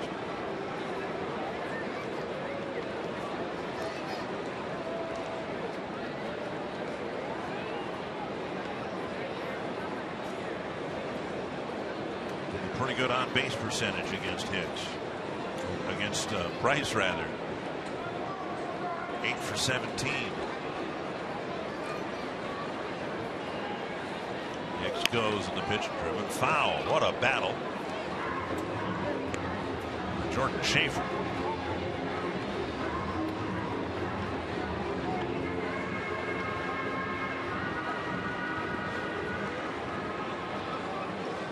Hey, 11 times this year Price has had an outing where he has struck out 10 or more, but he does not have that strikeout pitch tonight. Vargas looking in the first. Santana swinging in the second, and Suzuki swinging in the third. Hicks goes again, and the pitch looped into short right center field. And Kinsler just barely out onto the outfield grass, makes the catch, one down. That's an out, but what a great at-bat by Schaefer. Set your compass due north Thursday nights on Fox Sports North. Bill Shirk, Laura Schera take a look at the stories and adventures of outdoor enthusiasts in the upper Midwest. Due north outdoors tomorrow at 6:30 only on Fox Sports North. One down. Hicks still at first, and now Santana drove a triple off the gap or off the wall in right center field his first time up.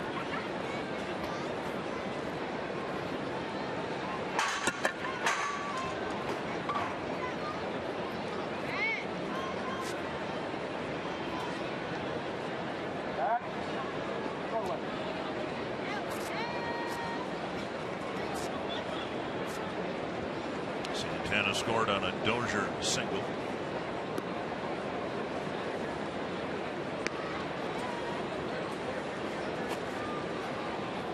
Santana last year spent all season at New Britain.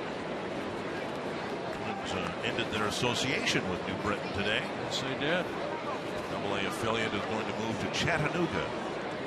Twins signed a 4-year contract with Hicks got a really good jump, and there's no chance at all. Hicks took off a number of times against Price. Price threw over there, and Aaron Hicks, studying the entire time, got a great jump on Price to steal second base. Yeah, for Aaron Hicks, his 4th stolen base of the year in 6 attempts, and you see Holiday with a good arm behind the plate, but no chance. That was stolen off the pitcher, David Price. Santana took a strike. Now he can tie the game with a hit to the outfield. Chattanooga lookouts. The Twins announce a 4-year player development agreement today. Roll towards short. Romine fires across and gets Santana by a step. 2 down. He got rid of that ball quickly because he knew who was running down that line. Nice play by Romine. Dozier has reached twice against Price. Singled and scored in the first, drove in Santana with the single, and then walked in the second.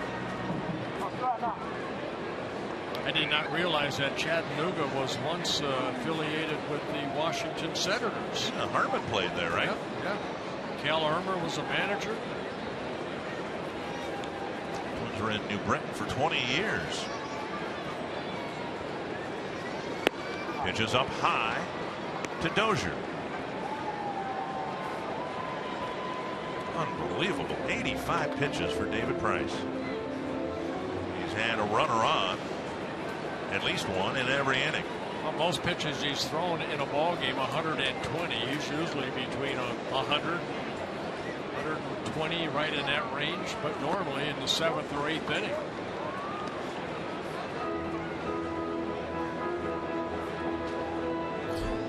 .28 in the first, and then you can see from there, too many pitches. You want to average between hopefully 12 to 16 pitches per inning. Dozier drew his 87th walk. That's 3rd in the American League.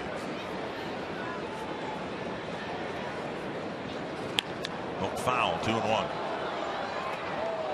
Carlos Santana entered play today with 103 walks.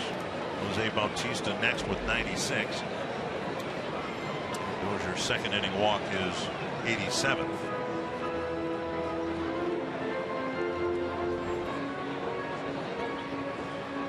Mauer on deck.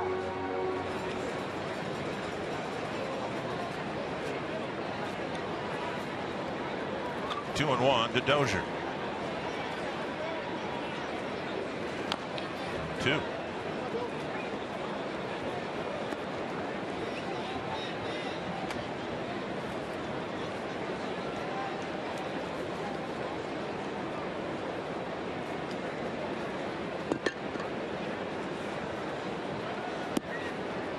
Price making his 179th start, his 184th game, 85 wins, 50 losses, 11 complete games, 2 career shutouts. Call, 3rd strike. Caught the corner. And Price strikes out Dozier to strand Hicks at second. On to the 5th inning. Tigers up a run, and Miguel Cabrera, who already has 2 hits tonight, will lead things off.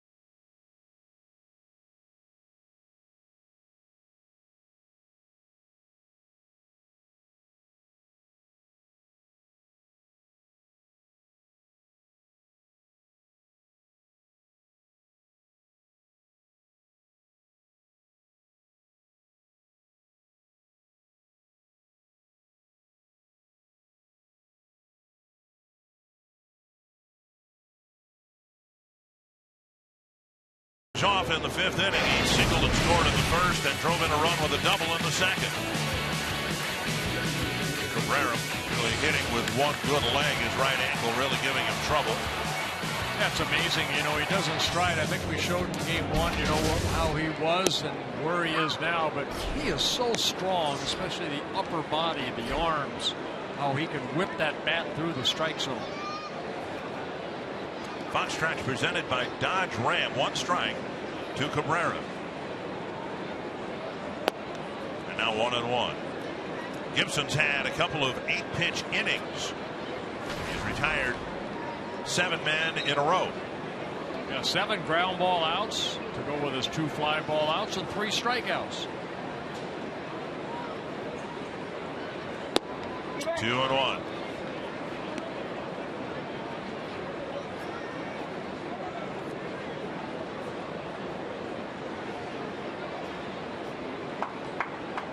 Interacting with somebody in the Twins dugout.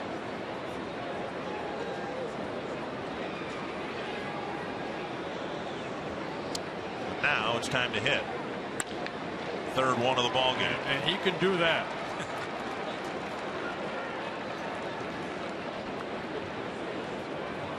A leadoff single for Cabrera, his 3rd hit of the 5th of the ball game. Just so quick inside. Let's do a little pitch by Kyle Gibson. That sinker missing down. Then he got another pitch down. Now the pitch for a strike that Cabrera hit into left field. Since 2009, the cold and hot zones, you see down and away 217. Ted Williams chart basically right there. Victor Martinez has walked twice tonight. And what I mean by that, Ted Williams has that chart out there of a ball in the strike zone, what he would have hit if every pitch was in a certain area. Down the middle, he said he would have hit over 600. But down and away, Ted Williams said if every pitch was down and away, he would have hit 262. You guys must be really dumb, then, pitchers. Why don't you just throw every pitch down there? And... Well, you would think that's where you want to throw it. 1 strike to Victor Martinez.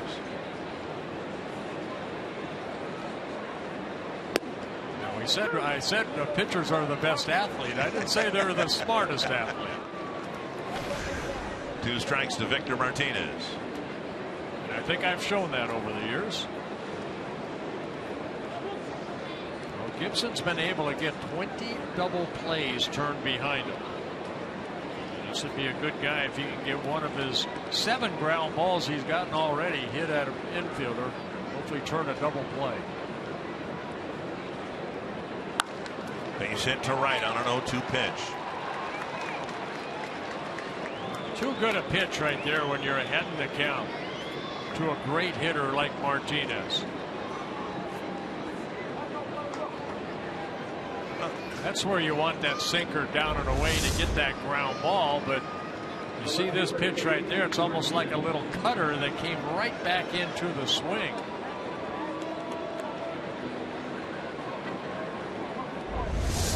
First and second, nobody out. And J.D. Martinez drove in a run with a single in the first. Called out on strikes when Gibson buzzed a fastball over the outside corner. That wrapped up the second inning. Sharply hit. Nunez to Dozier.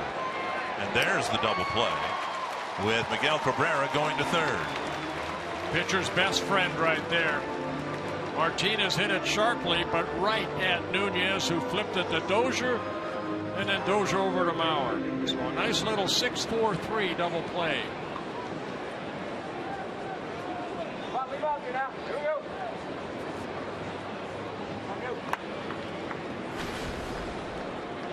Here's Castellanos, an RBI single in the first, and a ground ball to short in the third.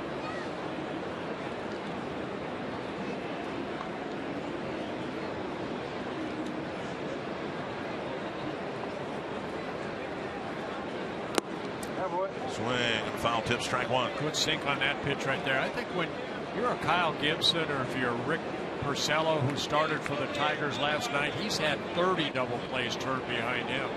Anytime you get in jams like that, you have to have that confidence that I'm going to get a ground ball right here. I'm going to get a double play. 2. Over a guy like David Price, that's more or less looking for the strikeout or a fly ball out. He's not really much of a ground ball pitcher.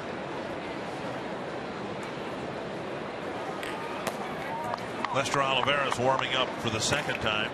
He was warming up back in the second inning. Pitch number 75 for Gibson. Hopefully it'll get him out of the 5th inning here. Looking low.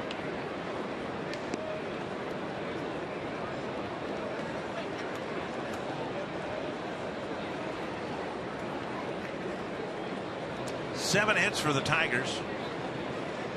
Gibson trying to strand Cabrera at third.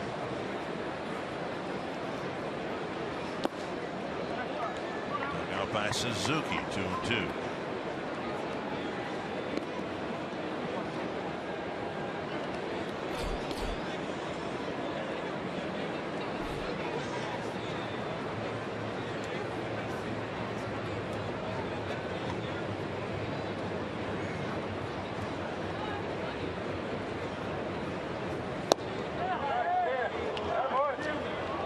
Thought he had the outside corner again. Well, that's good. I mean, that's a good pitch right there. Probably strike 3, but it's where Suzuki was setting up.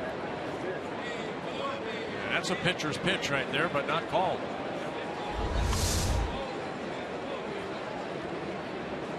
Full count to Castellanos.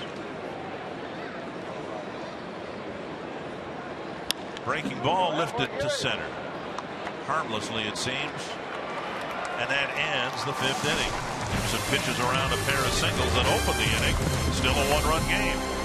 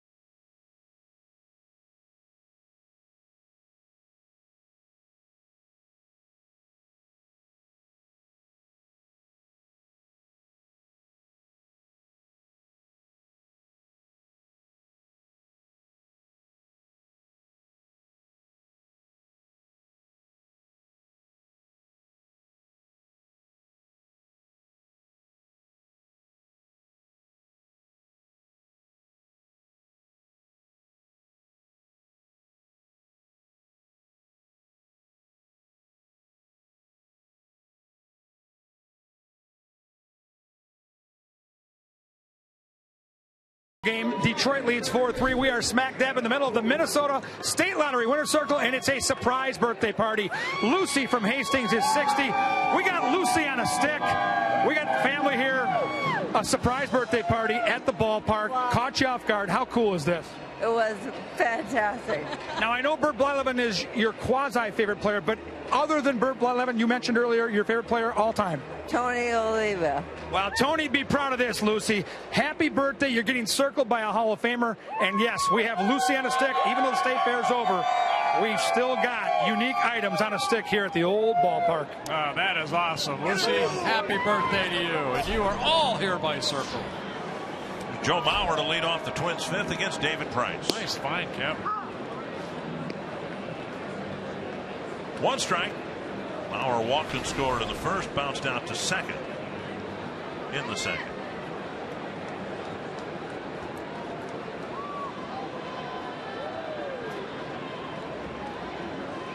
Swing and a miss.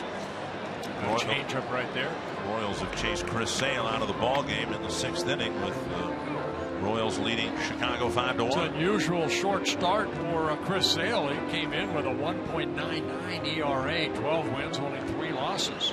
Lorenzo Cain with a 3-run home run. Alcides Escobar with another home run.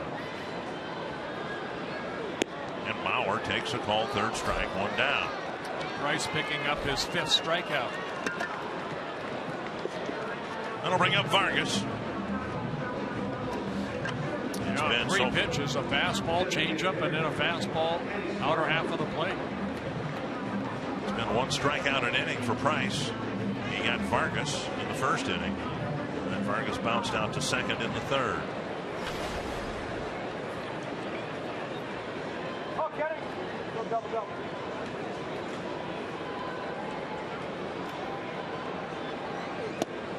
Tried to tie the game, but missed. He looks like he's going to be one of those guys, doesn't he, that might strike out 4 times a game, but what he does in that 5th at bat might decide the game itself. Yes. Tapper fouled, 2 strikes. That comes with big power hitters. You know, you look at the history of baseball, yeah, you have guys that have hit a lot of home runs. Babe Ruth, but Babe struck out a lot. I played with Willie Stargell, hit a lot of home runs. He struck out a lot. Harmon struck out a lot. Mantle, Jackson. Chop foul. But when they hit it, they could hit it.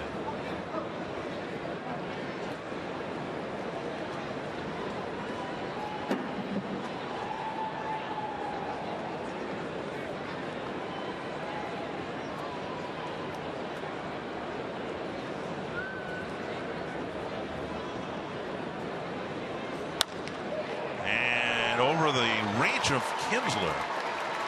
Vargas is aboard with a 1-out single. Good piece of hitting right there. You know, I mean, the ball just jumps off his bat. We showed earlier this year that a ball that he hit out went 110 miles an hour off his bat. Right there, just dropping a barrel of the bat out, down, and lining it sharply over the head of Kinsler. Trevor Plouffe has a pair of singles against Price.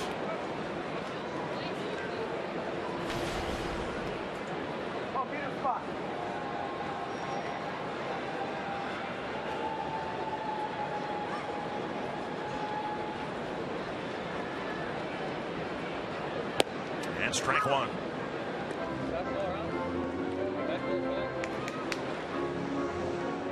Twins with 6 hits, 4 singles, a double, and a triple. Trevor now 6 for 11 lifetime against David Price.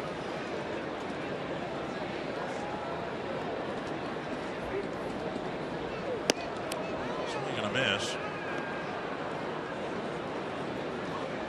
Trevor's earning some respect around the league. After the game last night, Brad Ausmus was talking about Plouffe, and of course everything seemed to hinge on the walk he drew against Nathan, but Ausmus seemed to pay Plouffe a pretty good compliment. 2 strikes here. Just off the corner, saying you can't throw a guy like Plouffe a cookie with a 1-run lead in the 9th inning on 3-2.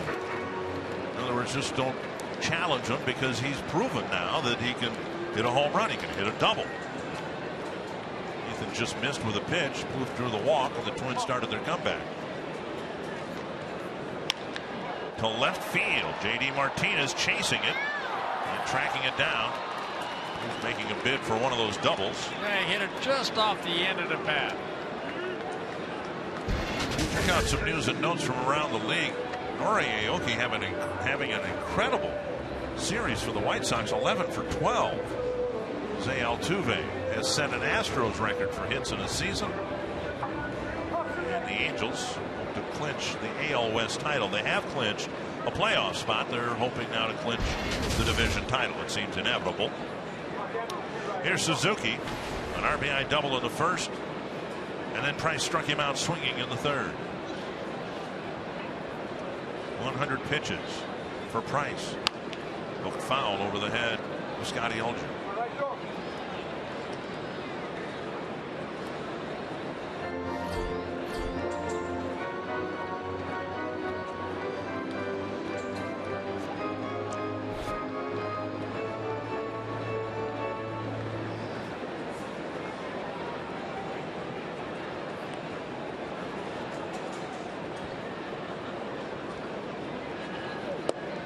The inside corner, 0-2. Price throwing nothing but strikes this inning.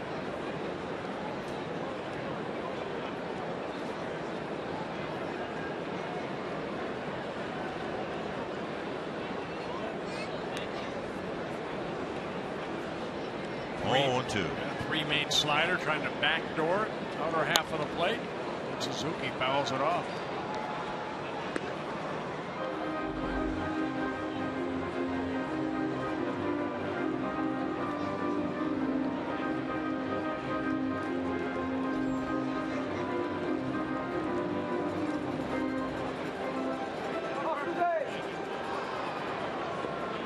Have got all their run production after the second out. Twins need a 2-out hit here to make something of this fifth inning. Here's the rare curveball right here by Price. Hit on the ground to the shortstop. It's the force play at second. Twins are done in the fifth, still trailing Price and the Tigers by a run.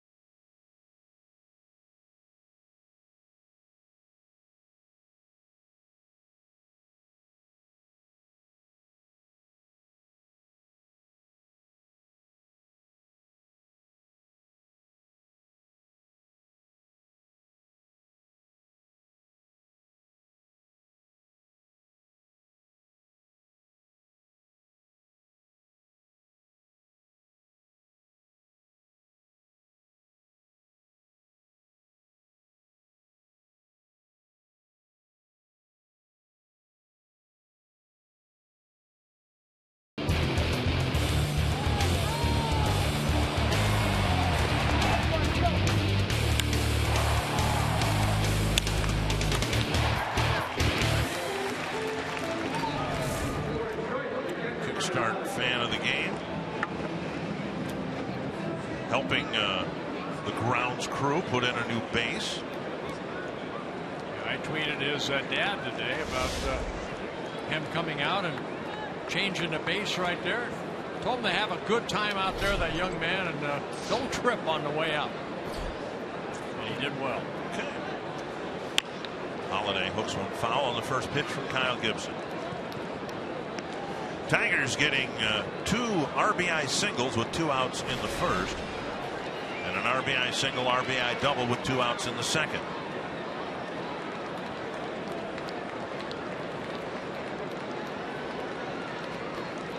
Holiday, Romine, and Davis. Gibson missing the outside corner, 1-1. Meaning this in the figurative sense, there doesn't seem to be much of a celebration hangover for the Orioles, because they're leading Toronto 5-1 the night after clinching the American League East title. You guys didn't do so good after you clinched in '87 in Texas. What? We don't remember. Had 6 games left, and you went 0-for-6. You lost. You went into the playoffs with a 6-game losing streak. We knew what we needed to do. 1-2 to Holiday. We've tried to revisit during this series some of the memorable moments or history between these two teams. The most significant series played, of course, was the ALCS. The Steinbach's A's were left on the outside looking in. Tampa to third. Plouffe sets, fires, 1 away. Bring up Roma. While the Twins appreciate every fan, every game, they're going to devote the entire weekend this weekend making sure of it. Fan Appreciation Weekend at Target Field is this weekend. The Cleveland Indians are in town. Fans in attendance can win all kinds of great prizes and gifts on Friday and Saturday. On Saturday, the first 10,000 kids 14 and under will get the Joe Mauer growth chart. TwinsBaseball.com or 1-800-33-TWINS for info and tickets.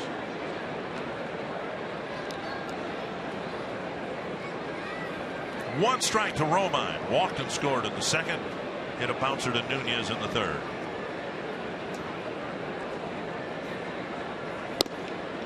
One and one.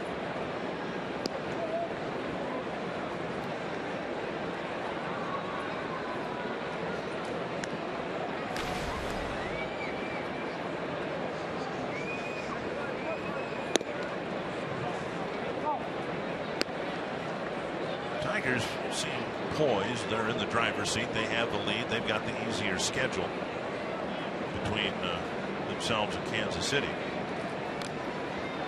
But they are a flawed team. We've seen and talked about the issues they have at the end of games with the closer situation. Nathan has struggled. If they get to the playoffs, they'll go in with a less than average shortstop situation and a less than average center field situation. 2-2. And now a full count. But they will go in with a very good first 6 guys in a lineup that can knock in a lot of runs. So it's going to kind of have to be, all or nothing. Put a lot of pressure on those starters. Suzuki, second time he's come out of the catcher's box to get an assist to first base. This is one of these outings that is unusual for Kyle Gibson, because we have seen all good or all bad, and this is kind of in between. In his wins, you can see what he does. In his losses, not too good. Big difference. Leading all the pitchers as far as the good and the bad and the ugly. But Kyle gave up a couple runs in the first, couple in the second. Now he's settled down nicely. Driven foul. And these are good learning experiences. Again, Gibson has not made a lot of major league starts. After the first 2 innings, 48 pitches, he's settled down nicely. One strike to Davis. Well, whatever it is, fighting your way through the cobwebs, whatever he's done here tonight, he's given the Twins some innings at a time when they need some innings. He's making just his 39th major league start. 13 wins, 15 losses. Strike called. 1-2 to Davis. And again, I think that extra day's rest sometimes for guys like Gibson that are good sinker ballers, once they get into that flow, you got to get them early, and that's what the Tigers did. He kind of hit him early. He was off a little bit with his control, but since the third inning on, he's pitched very well. 2-2.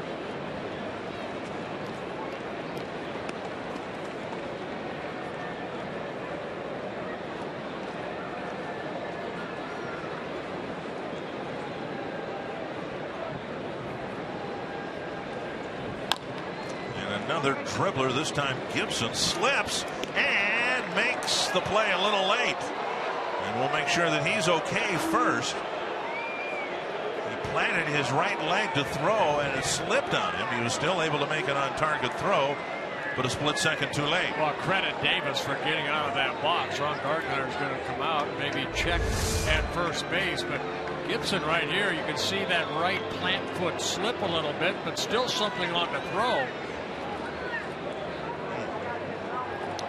You could see the discoloration of the baseball. Davis pounded it into the dirt.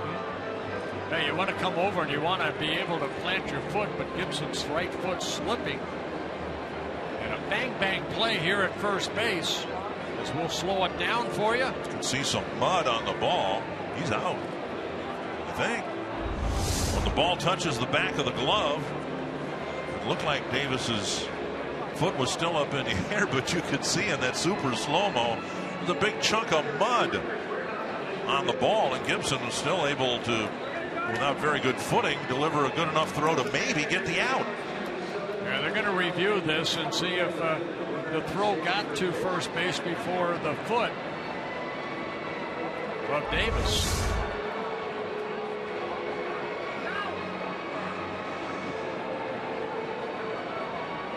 We were told in February the out is recorded when the ball hits the back of the glove, or the catch is recorded right there, and Davis's foot is just at that moment descending onto the bag. And in case you haven't figured it out by now, Samsung is sponsoring these replays.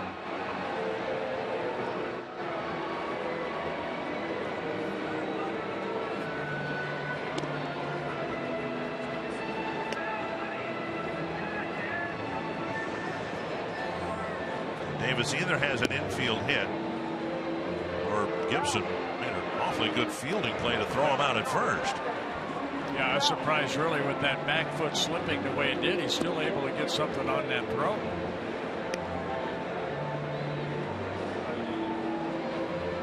Always a dangerous part when you slip like that. Of course, you think of the groin area for a pitcher. Gibson taking some extra tosses here as ball is being reviewed.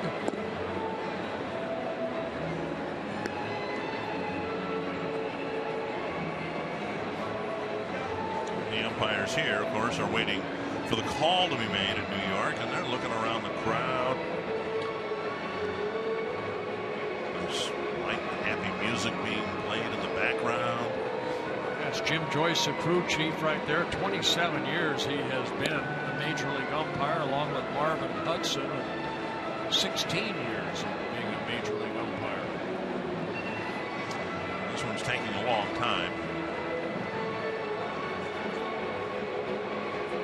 It's generally, the longer it goes, the more often it seems that the call stands. Here they go. It looks like they're starting to take the headsets off. They do. And the ruling is out. Good play by Gibson. Davis retired at first. It's a 1-2-3-6.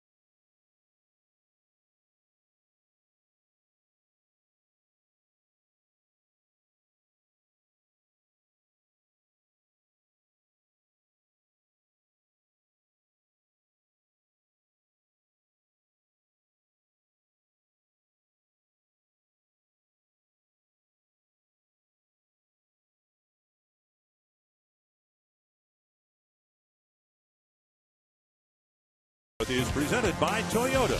The annual clearance event is going on now. Toyota, let's go places.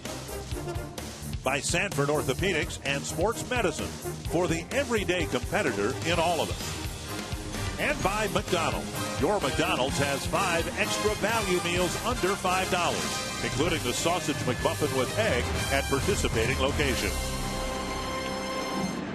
David Price out there to pitch to the Twins in the 6th, starting the inning with. He can't go out there. He's got 104 pitches. With 104 pitches. Pitch number 105 is a called strike to Nunez. Aaron Hicks and Jordan Schaefer will follow. Twins have some speed lined up in the bottom of the order. See if they can get somebody on base. 1-1. Nunez with a couple of ground outs against Price.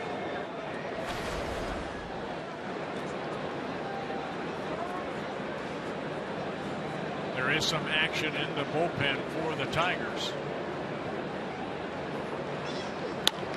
Hit right at Kinsler. An easy play for out number 1. And that'll bring up Hicks. And I'm going to say it again. When Price joined the club and made his first start for the Detroit Tigers, back on August 5th in New York, he had thrown over 100 pitches going into the 8th inning. After 8 innings, and he went out there for the 9th. And just talking to people in Detroit, that kind of surprised everybody that, hey, 105 pitches, he's done. But this guy's a workhorse. He wants to go that extra mile. Hicks drew a 4-pitch walk, stole second in the 4th inning, and a bouncer to third in the 1st.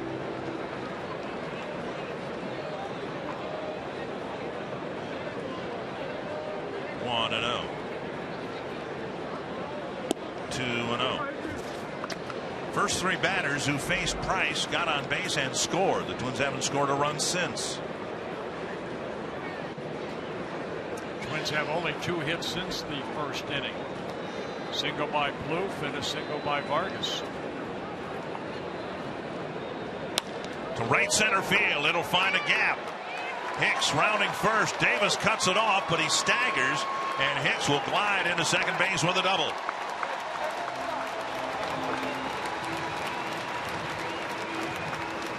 The Twins get Hicks and his speed at second base again, representing the tying run. This is a good at bat for Aaron Hicks right here. Fastball just took it the other way.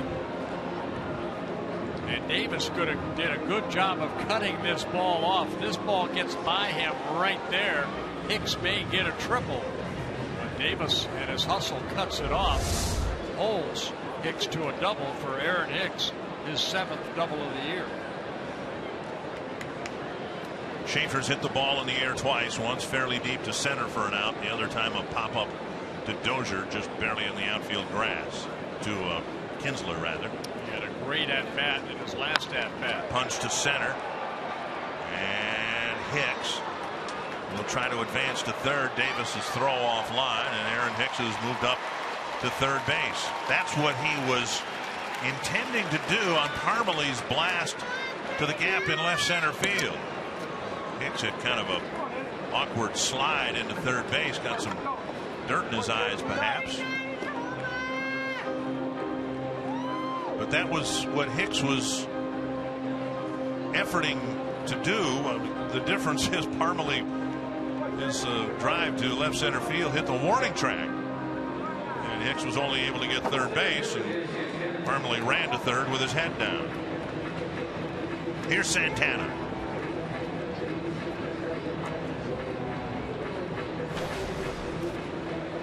Santana with a triple and a run scored, a strikeout, and a ground out to short. The Twins looking for their first hit with 2 outs. All the Tigers runs have been scored on 2-out hitting. There's one to the corner. Santana delivers. There we go. And Santana digs around first, on his way to second with a double. And the Twins have tied it up at 4.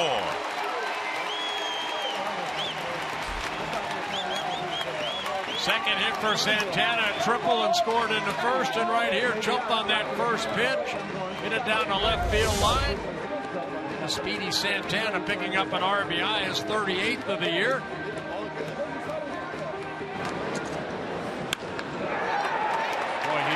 those hands nicely.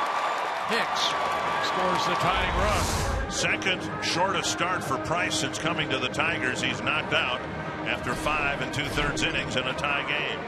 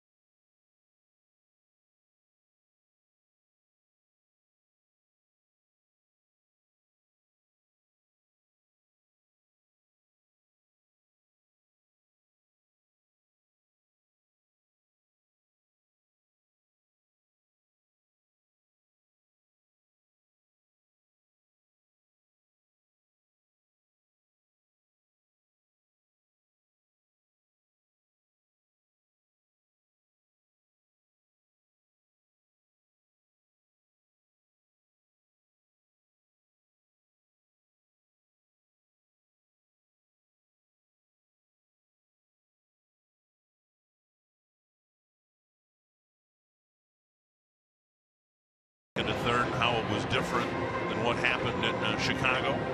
At any rate, Hicks did advance to third, scored the tying run, and now Danny Santana is at second base with 2 outs, and Al Albuquerque's on the mound. Yeah, Al Albuquerque making his second appearance in this 3-game series. He worked here on Monday night. Faced only one batter, gave up a base hit to Trevor Plouffe in the 8th inning.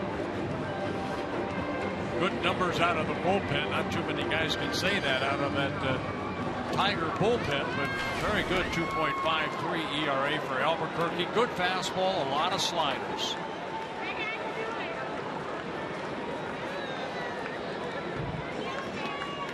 If Kyle Gibson's done for the night, I don't know that he is, but if he is, Twins can get them a win here if they can take the lead before the 7th inning.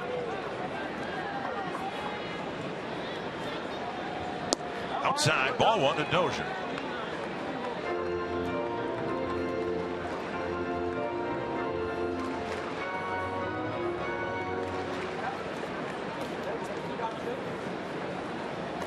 And Presley looks like he's warmed up.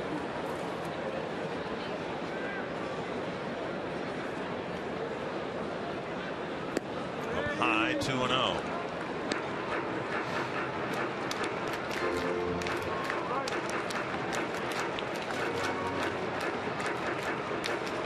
Albuquerque in his 4th season with the Tigers.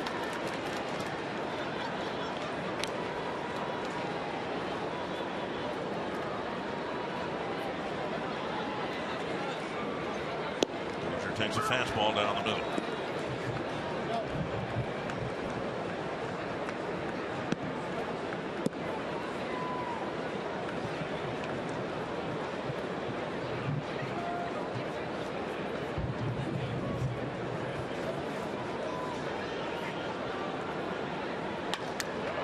Ball left center field. Long run for Martinez. Long run for Davis. That ball is in play. Dozier round second, on his way to third. The Twins have taken the lead. Right off the top of the fence and bounced back. Dozier almost hitting his 21st home run. Marcy is saying, what? That's all you got? Power? Is that all you got?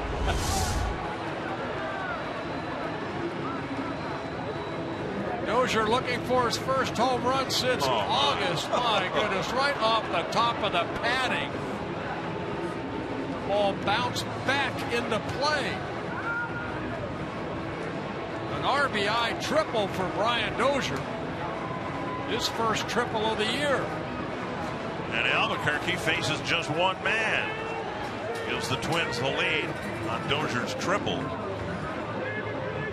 And Mauer will face Kyle Ryan when we come back.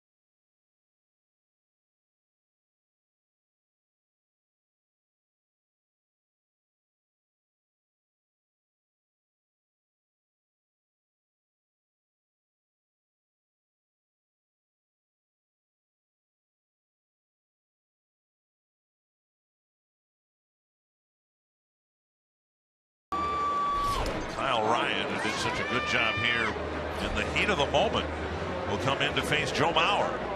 Yeah, Ryan worked here on Monday night, faced one batter, and that was Nunez, and ended up hitting into the double play. Got the win here on Monday night.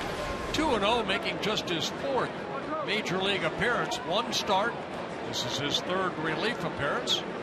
Starter in the minor leagues for the Tigers. Takes a fastball, strike one, admitted afterwards he was out there on the mound shaking like a leaf.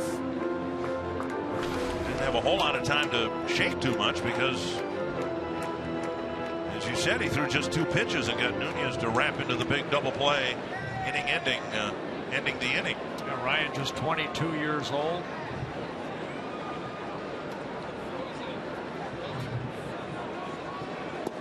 One and one. Ryan fastball, slider, changeup. Started the season down in Double-A for the Tigers, moved up to Triple-A. 26 starts, 10 wins, 10 losses in the minor leagues. David Price, a pitcher of record, who's given up all 5 runs, all charged to him. And Kyle Gibson hanging over the railing. Looks like his evening is done. Mauer slaps it down the line, a fair ball. Might be another extra base hit. Mauer digs for second. He's in with a double. Dozier scores, and the Twins have struck for 3 in the 6th.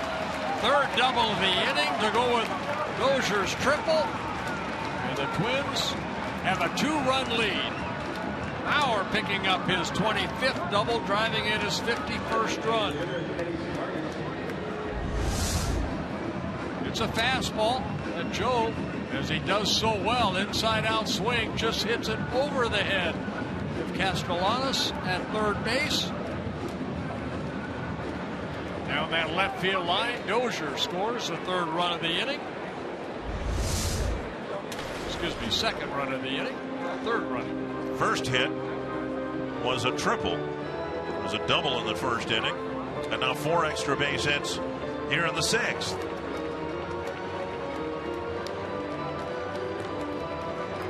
Vargas with a single his last time up.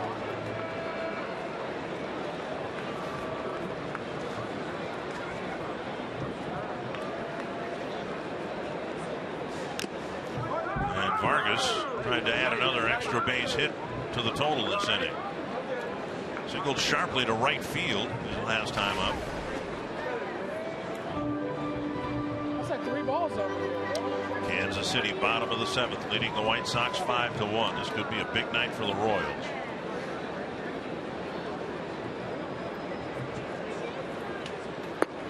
Taken low, 1-1.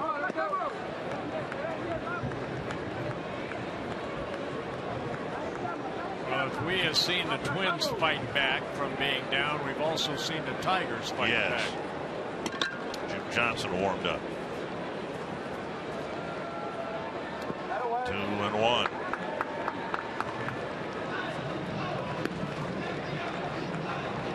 I got a call here. Got a call? It's been a while since we made calls. Well, I kind of called them. Yeah, the high chopper, over the mound last night. But you didn't say this is a call. Just no. But this is an actual call. He's going to hit a home run. They better get some airtime. Lob to first. And that ends the inning. Good inning, though, for the Twins. 4 extra base hits and 3 runs. The Twins have a 6-4 lead.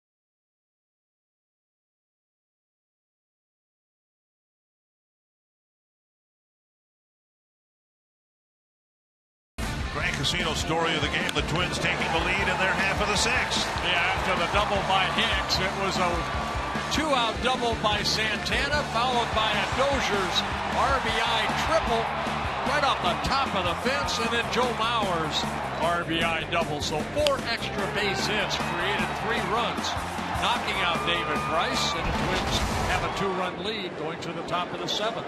Now the Twins turn this game over to a bullpen that is minus Glenn Perkins. He will not be available tonight, perhaps for some time. We'll have to wait and see what the exam says tomorrow. Ian Kinsler will lead things off against Ryan Presley. Yeah, Ryan making his 21st relief appearance. He worked here on Monday night, an inning and a third, only gave up 1 hit, no runs. Twins hoping to get a good inning or 2 out of Presley here. Good numbers out of that bullpen since he got called up on July 23rd from AAA. Tapper to short. Nunez has it. 1 down. And that'll bring up Hunter.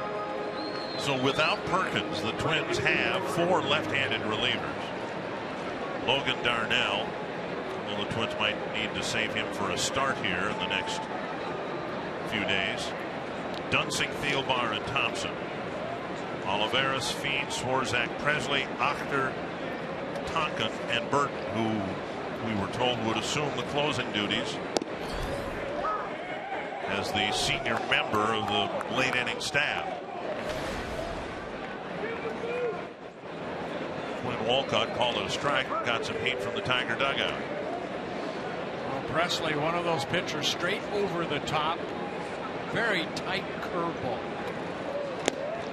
There's that tight breaking ball right there.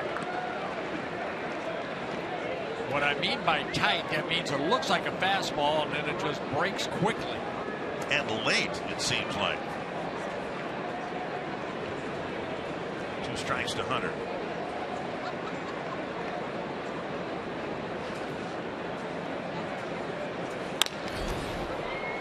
Dozier couldn't get that ball. That's a ball that's well hit. Plus, it almost looked like it might have had some top spin after hitting the slope of the mound. You just put the glove out and hope that that second hop hits it.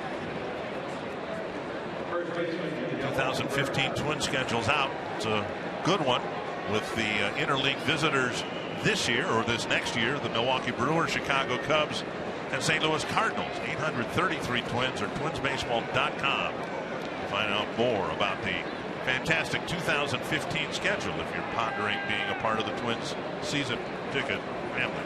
Yeah, too good a pitch by Presley to Torrey Hunter on an 0-2 pitch. Box tracks presented by Carey. 94-mile-an-hour fastball. Swung through by Cabrera, who already has 3 hits in a ball game. Single and a run scored in the first, RBI double in the second, leadoff single in the fifth. He was left at third base.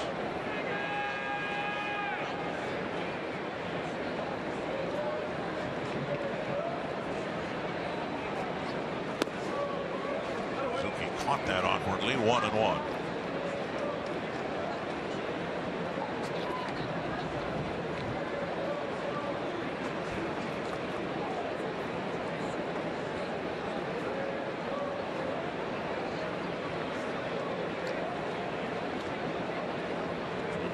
One double play in the ball game. That's a big double play turn too in the 5th inning. That's after Cabrera and Martinez. Santana can't get the ball, and Hunter will be held at third, and the tying run is at second. Santana cut over to the gap, and the ball sailed over his head. Cabrera again. We're going to talk about his strength, the way that the ball comes off his bat. Take a look at the pitch right here. Look like a little cutter. Cabrera taking it the other way, as he does so well. He uses the whole field, and the ball shoots out there in a hurry. Got past Santana. And another double for Cabrera, now with 48, the most in the American League, on his 4th hit. Just like that, the Tigers have the tying run at second. Tigers have won 7 of their last 9 games, and they've done it largely because they've done a tremendous, an unbelievable amount of scoring late in ball games, and they did it last night in defeat with the 3-run home run, shut out for 8 innings, and they got another late home run from Martinez. And now, almost predictably, in the 7th inning, 1 out and 2 runners in scoring position. Wrapped to first, and Hunter is almost caught. Well, they got Cabrera. Now they got Cabrera hung up between second and third. Cabrera thought Hunter was going home, and the Twins get the oddest of double plays to get out of the 7th. Twins catch a break.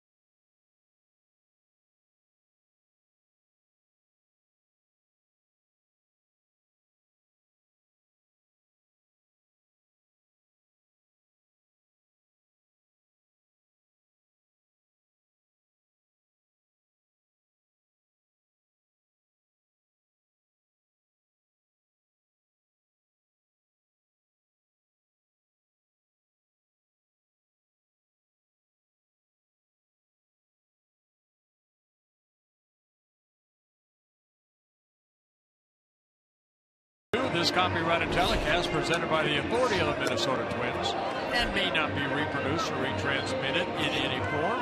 The accounts and descriptions of this game may not be disseminated without the express consent of the Minnesota Twins LLC.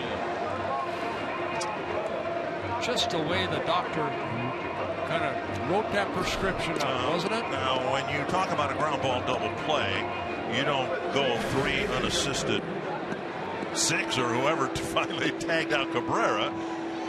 Jim Johnson comes into the ball game. The Tigers have had ongoing issues. They've tried just about everybody available, including a guy that was released by the Oakland A's. Yeah, Jim Johnson, the total numbers between the A's and the Tigers, making his 13th relief appearance for the Tigers.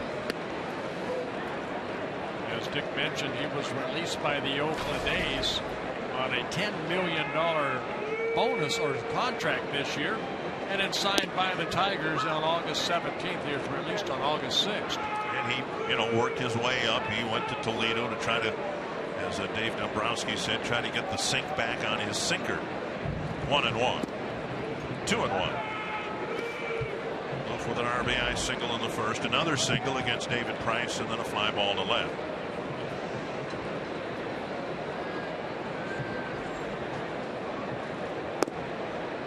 Three and one.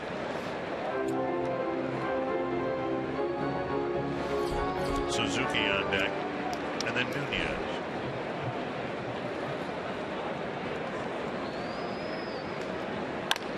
Back to Johnson. Plouffe throws his bat away in disgust. 1 down.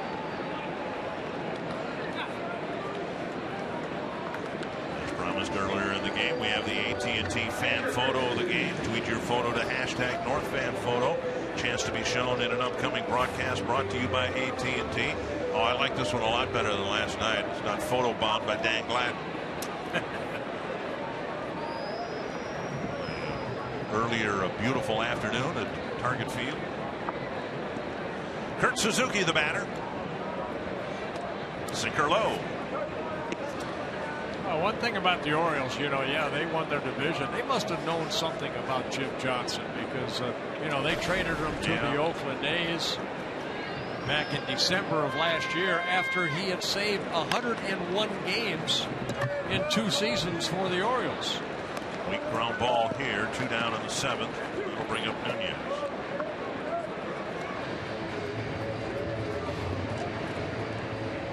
Didn't work out in Oakland. Ended up, as we mentioned, got released. The biggest thing is to control issues that he had, not only here with the Tigers, but also overall. 33 walks in 51 innings pitched for Johnson.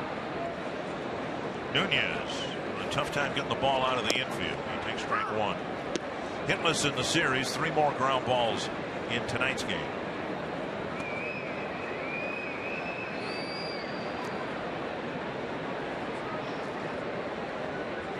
Swing and a miss, 0-2. There's a good sinker there by Johnson.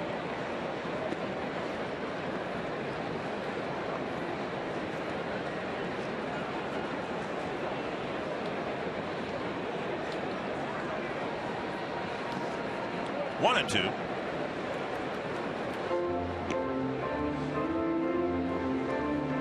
Johnson with the Orioles for 8 years. The last couple of years with the Orioles became a closer. Again, a lot of saves. But in the American League last couple of years. And Nunez takes a call, 3rd strike. Johnson breezes through the bottom of the 7th. Very good inning for Johnson.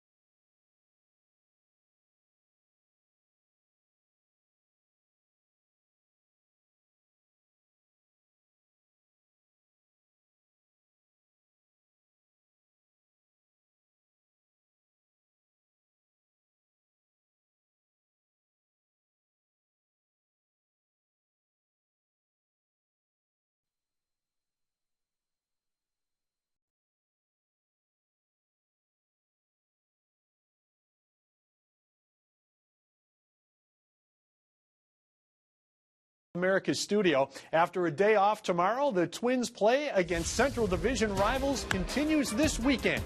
Join us on Friday night as the Twins start a weekend series with the Cleveland Indians. Our coverage begins at 6:30 p.m. right here on Fox Sports North. And now we go back to Target Field. And Ryan Presley's out there to pitch to the Tigers again in the 8th. The result of the Twins being shorthanded out there in the late innings. Perkins not available after a rough outing and some arm pain, discomfort that Perkins reported. J.D. Martinez will lead off the 8th inning for Detroit. And last night Martinez hit his 8th 9th inning home run. And here the Twins are facing him in the 8th. The fervent hope they won't face him again in the 9th. Yeah, good curveball right there by Presley. And Presley, one of these relievers that can go multi-innings. 4 or 5 times this year he's been asked to go more than 1 inning. 0-2 to Martinez. Castellanos and Holiday will follow.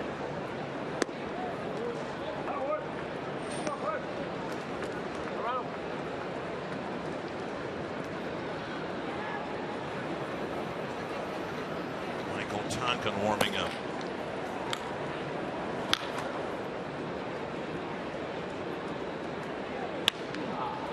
Through the hole to left. Leadoff single in the 8th. Presley's only retired 2 of the 5 batters he's faced here in his outing. Our Coors Light timeless moment on this day, pitching the 9th for his 40th save. Jeff Reardon becomes the first pitcher to save 40 games in both leagues. Twins defeated the White Sox. This date in 1988 after the World Series year. The Terminator. Also saved 42 for the Expos in 85.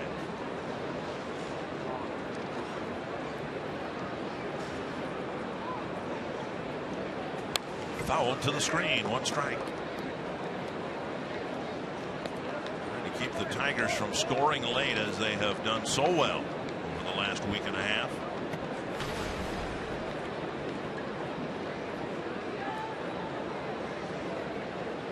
We haven't seen much of lately is Brian Dunsing. He hasn't pitched in more than a week. Breaking ball low. Caleb Thielbar, same thing.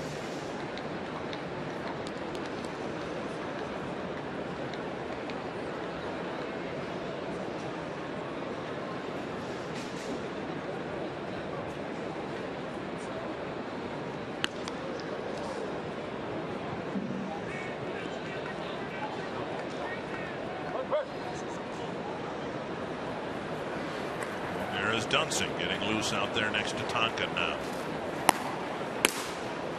1-1. 2-1.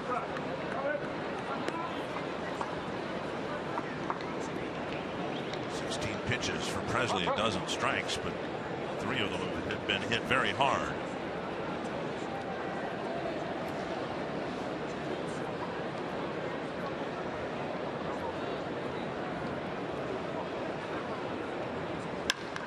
High fly, right center field. Santana going to the wall and making the catch right up against the fence. A big, tall fly ball that nearly reached the scoreboard. Good job by Santana getting back to the wall. As the right fielder Aaron Hicks is kind of the trailer on this in case it hits off the wall. The breaking ball stayed up. You see Hicks ready just in case, but Santana making a nice catch. Presley's hung a couple of breaking balls right over the middle of the plate, and they've both been hit well. Yeah, it's kind of the spinner right there. Might be a slider or a little cutter, but good fastball, good curveball, but he's been basically hit by that little cutter. Here's pinch hitter Tyler Collins hitting for Holiday. Outside ball 1. Holiday had gone 0 for 3, catching his 3rd straight game in this series.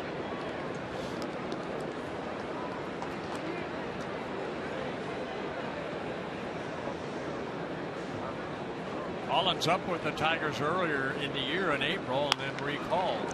Base hit to center, another line drive. Santana fires to third, but Nunez cuts the ball off. First and third, 2 down. And Ryan Presley not fooling anybody in his outing here tonight. The most popular way to follow September pennant races is with MLB.com At Bat, the #1 app for live baseball. Enjoy live look-ins, replay reviews, score stats, live radio broadcasts, and the MLB.TV game of the day, and more. Get At Bat for your smartphone or tablet on the App Store, or visit MLB.com. This might be stalling here as they're waiting for the pinch hitter Moya to be announced.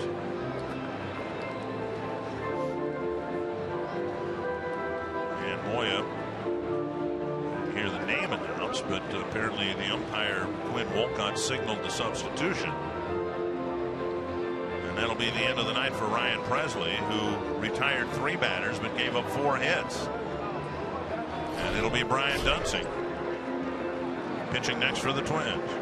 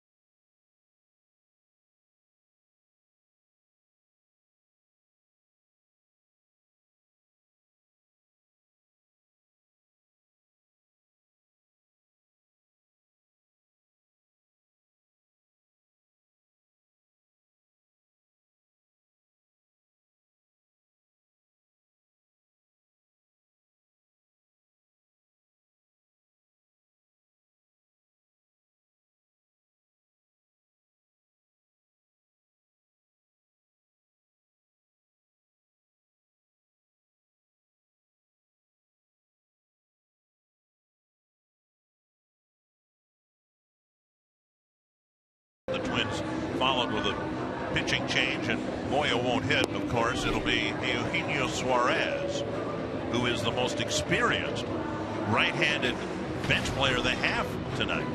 Yeah, he'll be facing Brian Dunsing. For Brian, it's been a while for him to be out there, but he's making his 59th relief appearance. The hope is that by not pitching in the Chicago series, or so far in this series, Brian will come in and be sharp and fresh, all of that. He might need to be. Suarez comes in to the ball game with the tying run at first and 1 out. Yeah, 0 for 4 as a pinch hitter. Rajay Davis, another right-handed batter on deck. Tonkin continues to warm up in the Twins bullpen. Ooh, Suzuki digs the first pitch out of the dirt. Ball 1. In the 9th inning, Kansas City, and the Royals are leading the White Sox 6-2. The Twins got a very curious double play to get off the field in the 7th. It's been 8 days between outings for Dunsing. On the outside corner, a strike. He last worked on Tuesday, September 9th in Cleveland.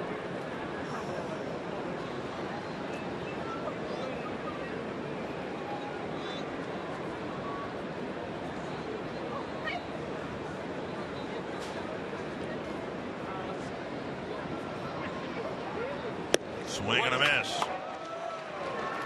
Suarez 63 strikeouts in 231 at bats.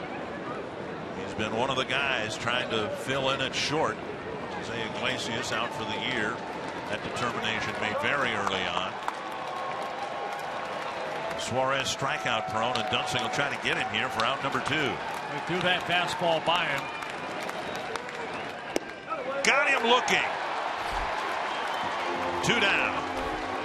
Good fastball, inner half of the plate. Suzuki sitting there inside, and Dunsing hit his spot. And Dunsing will come out after one batter, buzzing a fastball over the inside corner. And it'll be Michael Tonkin trying to get Rajai Davis and keep the Twins up by a pair.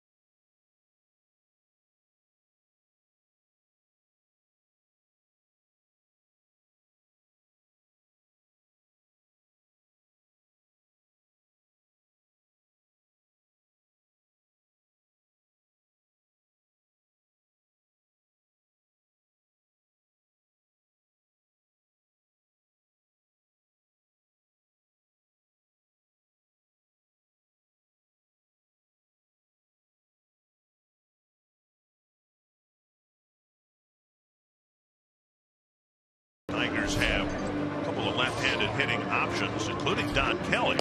Probably not Alex Avila.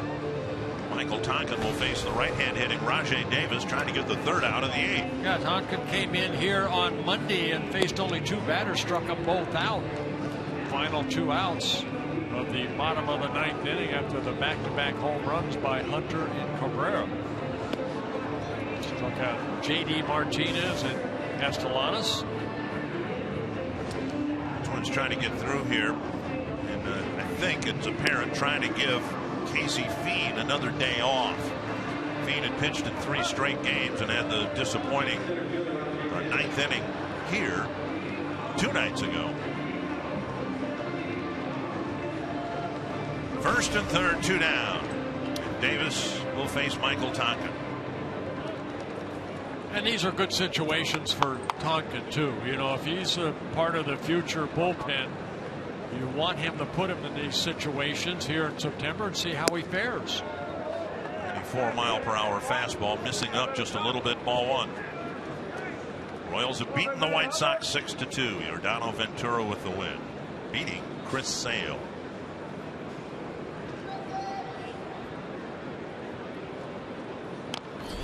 A bunt.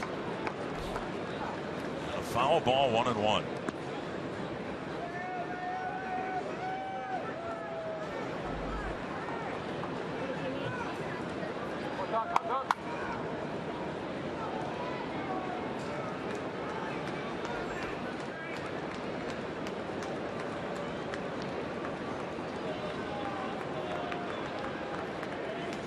Grounded right to Dozier.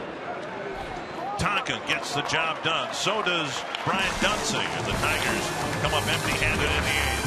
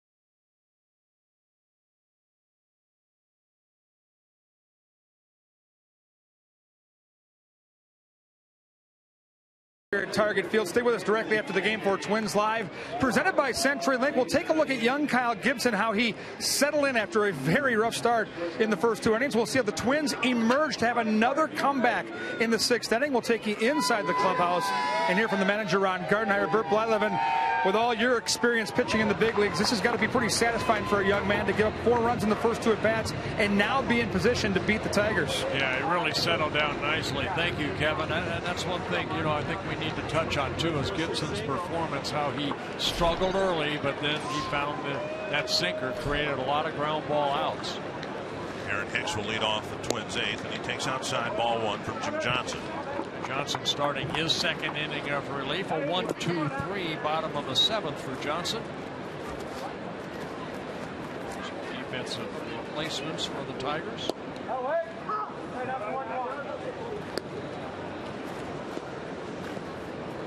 1-1 to Hicks. Got a 1-out double in the 6th. The first of 4 extra base hits for the Twins in the inning when they took the lead. They hope for good.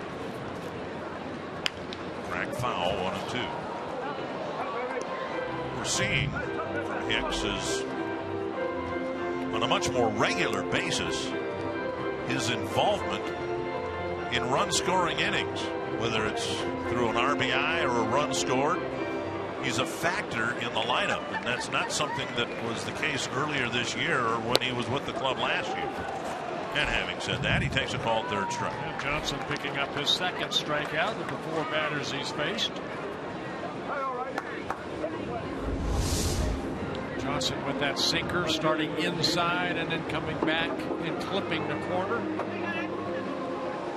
Jordan Schaefer's hit the ball in the air 3 times for outs. 4 up, 4 down for Johnson. Boy, do the Tigers look forward to more outings like this from Jim Johnson. So Nathan has really struggled. Soria just off the disabled list. It's not out of the question, I wouldn't think, that as the Tigers roll into the back end of September, and if they do make the playoffs, Johnson might be given a chance to close some games. Schaefer scampering down the line, and Suarez just hangs on to it. Yeah, Suarez knew who was running right there.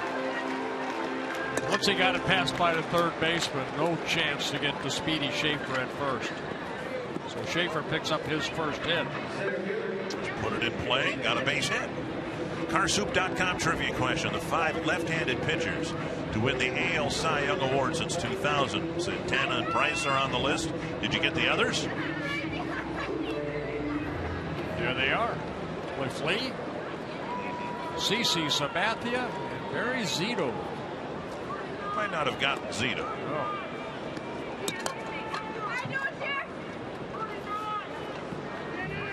Schaefer, in all likelihood, will try to steal 2nd here. Santana's had a very productive night at the plate. Triple and a run scored in the 1st. RBI double and a run scored in the 6th. Schaefer's been thrown out the last couple of times trying to steal 2nd. There he goes on the first pitch. It's a breaking ball and no chance on that one. McCann kind of had a little tough time getting a grip on that ball. Little hesitation, and Schaefer gets in the scoring position. His 15th stolen base in 19 attempts. Watch McCann right there, just that double clutch right there. And he went on a good pitch too, looked like a breaking ball. And I like it because he very often goes on the first pitch. You know, if you end up stealing 2nd, but the hitter's got 2 strikes on him, well, that kind of diminishes the importance of taking the extra base. And now 1-1 to Santana. 2nd stolen base for the Twins tonight. Aaron Hicks stole a base in the 4th inning.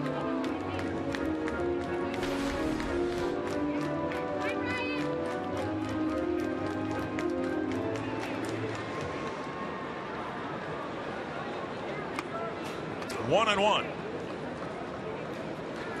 Santana with a chance to tack on another run here if he can get a hit to the outfield. Santana was the last batter that David Price faced. RBI double in the 6th inning. Now hitting as a left-handed hitter, where he's hitting .335. Farmer Phil Colt warming up. Burt warming up to close in the ninth. Say the strikes that Johnson's got Santana unusual because they've been up. Teams don't pitch Danny Santana above the belt very often.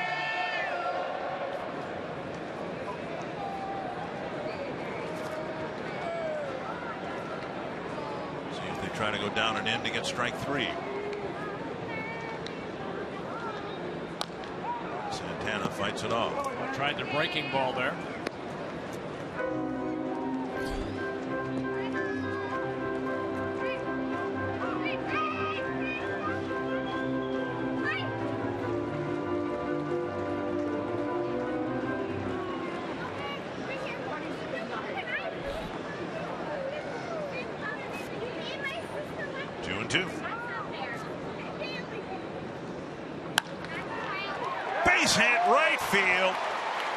Will score. Santana with his 3rd hit of the night. And driving in his 2nd run. Johnson came in with a fastball, but it was a straight fastball. No sink to this. And Santana hit it sharply past the diving Cabrera at first base. See, no movement on that pitch. It stayed up. Out of the reach of Cabrera.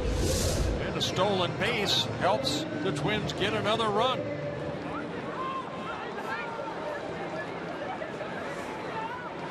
Brian Dozier with a triple and an RBI his last time up. He's reached 3 times, and Santana will be watched at first as well.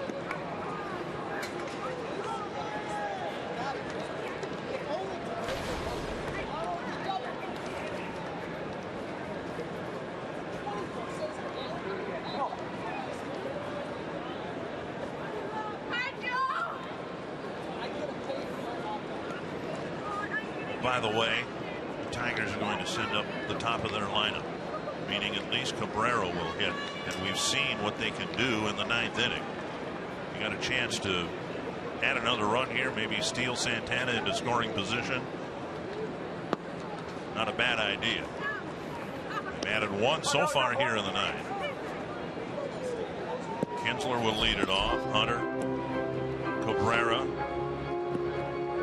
possibly Victor Martinez, J.D. Martinez. Why don't we just stop at Cabrera? A 1, 2, 3. That's what I call. I like the urgency that I think everybody felt last night. Twins needed to win that game last night in the 9th inning. Who wanted to see the Tigers hit again in the 10th after what they did in the 9th the last couple nights? 1-1 to Dozier. Dozier nearly hit a home run. You know, just looking at Santana over the last 16 ball games here at Target Field, 31 hits and 75 at bats. That's pretty good. That is very good. A 16-game hitting streak here at home. Santana not even going down into a slide, getting back standing up.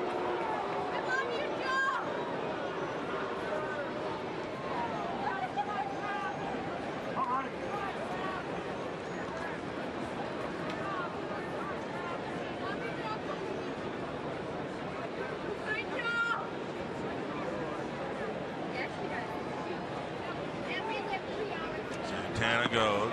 Another breaking ball. Another stolen base. Well, Twins are running on the right pitch. Schaefer ran on a breaking ball, and right there Santana got a good jump off of Johnson when he threw another breaking ball toward home plate. For Santana, his 18th stolen base. Good throw by McCann. Santana getting that left hand on the bag before Kinsler can apply the tag. 3rd stolen base for the Twins.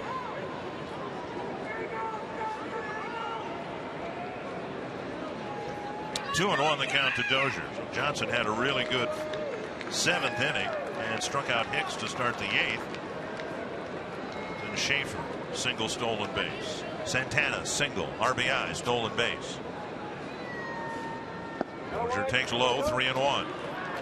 And this is what happened in Oakland for Johnson. Just a lot of base runners, walks, and defensive counts, base hits.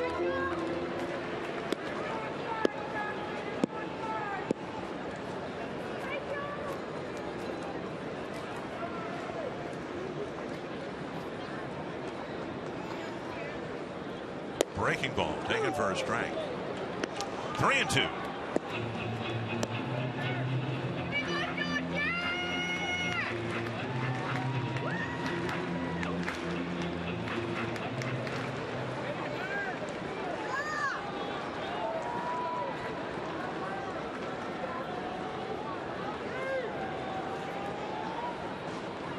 Swing and a miss.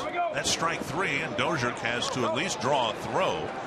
And he does, and on the play, Santana advances to third. Santana saw the ball roll away and immediately went to third base. He was scooting over there anyway. With strikeout number 3 for Johnson.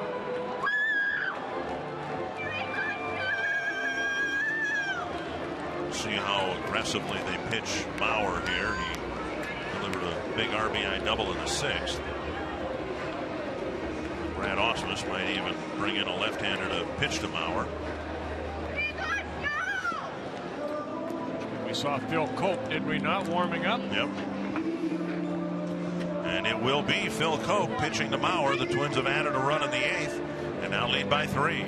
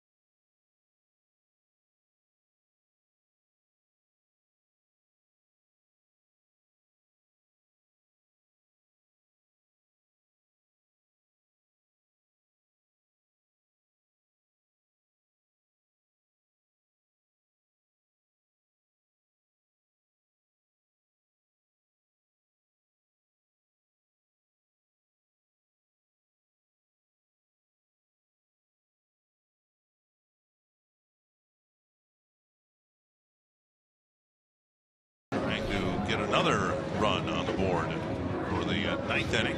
Yeah, Phil Cope coming in, making his 59th relief appearance. He worked here on Monday night, and he came in after Jubba Chamberlain had walked Santana and Dozier.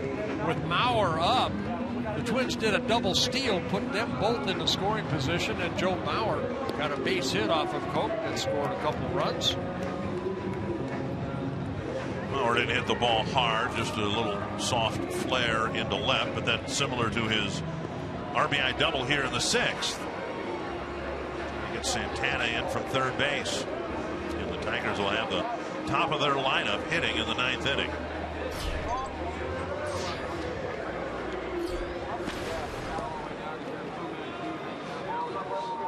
See the numbers for Joe Mauer against Cope.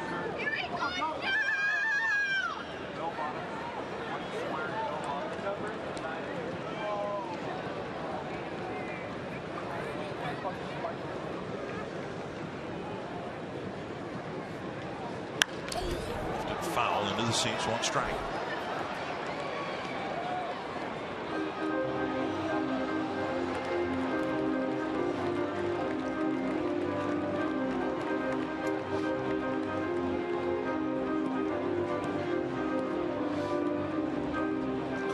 access to save games in the playoffs when Jose Valverde suddenly couldn't get anybody out a couple of years ago. Plenty of experience out there, but experience doesn't mean much if it's not by effective pitchers. Inside 1-1. Yeah, Coke with a fastball, low 90s. He's got that hard breaking ball. He missed inside right there, and a changeup. Coke, 32 years old, in his 5th season with the Tigers. Formerly with the Yankees in 2008 and 9.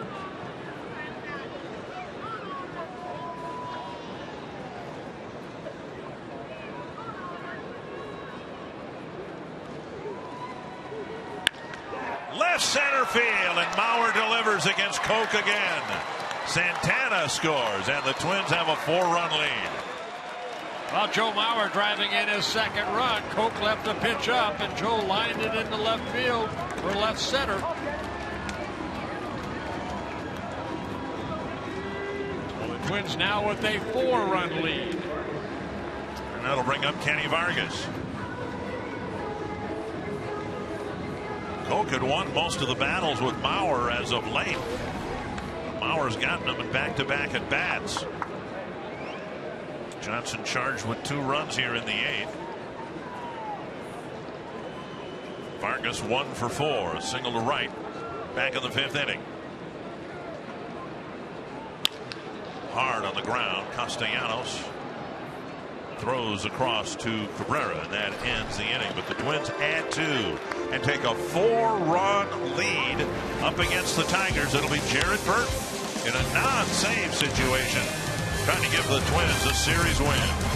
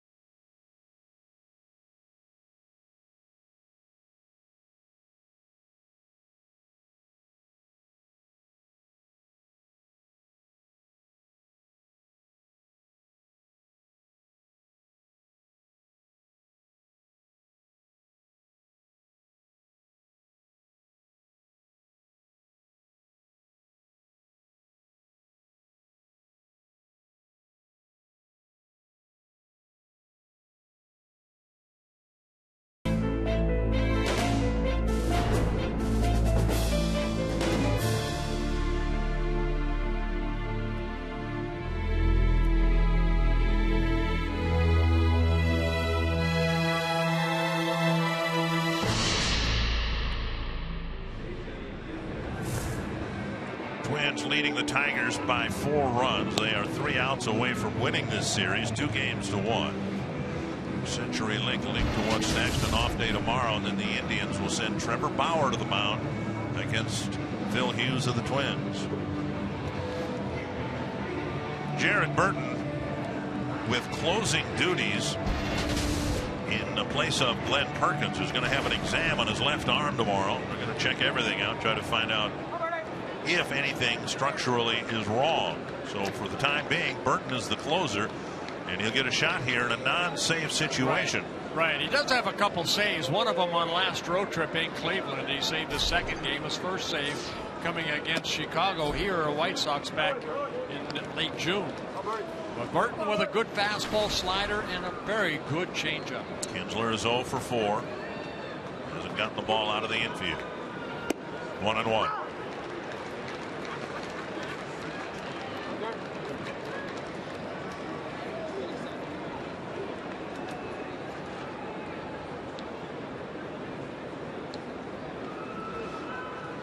Popped up, backing out of play. Yeah, Burton making his first appearance in this 3-game series, making his 65th appearance. He last worked on Sunday, 1 shutout inning in the 6-4 win over the White Sox in Chicago. On the ground, Nunez to his left, got him, 1 down. It's important to get these table setters off the bases, and Kinsler one of them, and this is another one right here, Torrey Hunter, for the middle part, the meat part of the Detroit Tigers offense, with Cabrera, Martinez, and the other Martinez, J.D. Martinez. Twins haven't won a series since they were in Houston more than a month ago. They haven't won a series at home since the July series here right after the All-Star break against the Indians. They took 2 out of 3. Well, you look at the spoiler part. Kansas City won. If the Twins hold on and beat the Tigers, it's up to the Tigers, and now the Royals as they battle starting Friday in Kansas City. With what might be a half-game lead, and the Kansas City fans who suffered through years of ineptitude and bad baseball had better show up in full force this weekend, because that's going to be a fun series. Yes, it should be. 1-1 to Hunter. Right at Nunez. And Burton has the second out.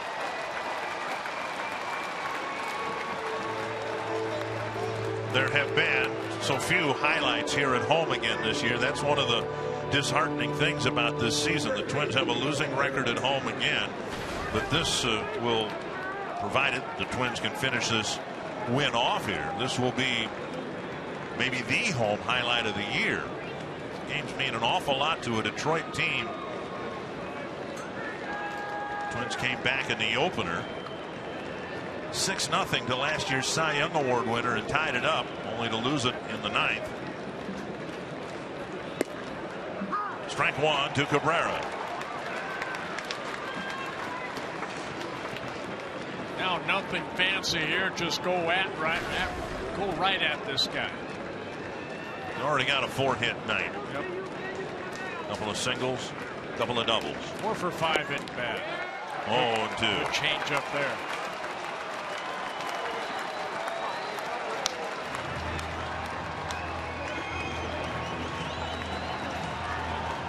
We've seen that change up from Burton. Almost looks like a split finger. The bottom just drops out of it.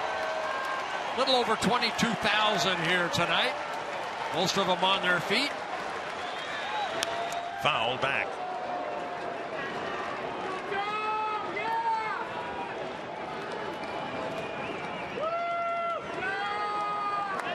He's a big kid, isn't he? He just loves the game of baseball. You could tell by the smile he always has on his face. 2 strikes to Cabrera. A fly ball to deep left field. Back is Schaefer. And the Twins have won this series rather impressively. They faced 2 Cy Young Award winners, nearly beat them both. And a nice way for the Twins to finish after the heartbreaking loss here 2 nights ago. And a good job by Kyle Gibson. He was rough early the first 2 innings, settled down. Great job by the bullpen, 3 shutout innings. Well, the Twins with a good series here against the Tigers, Anthony, winning the final 2 games. And yet another back and forth affair at Target Field. Kyle Gibson settles down after a rough start. We'll show you how he settled in. We'll hear from Gardy, and we'll preview the Cleveland series next on Twins Live.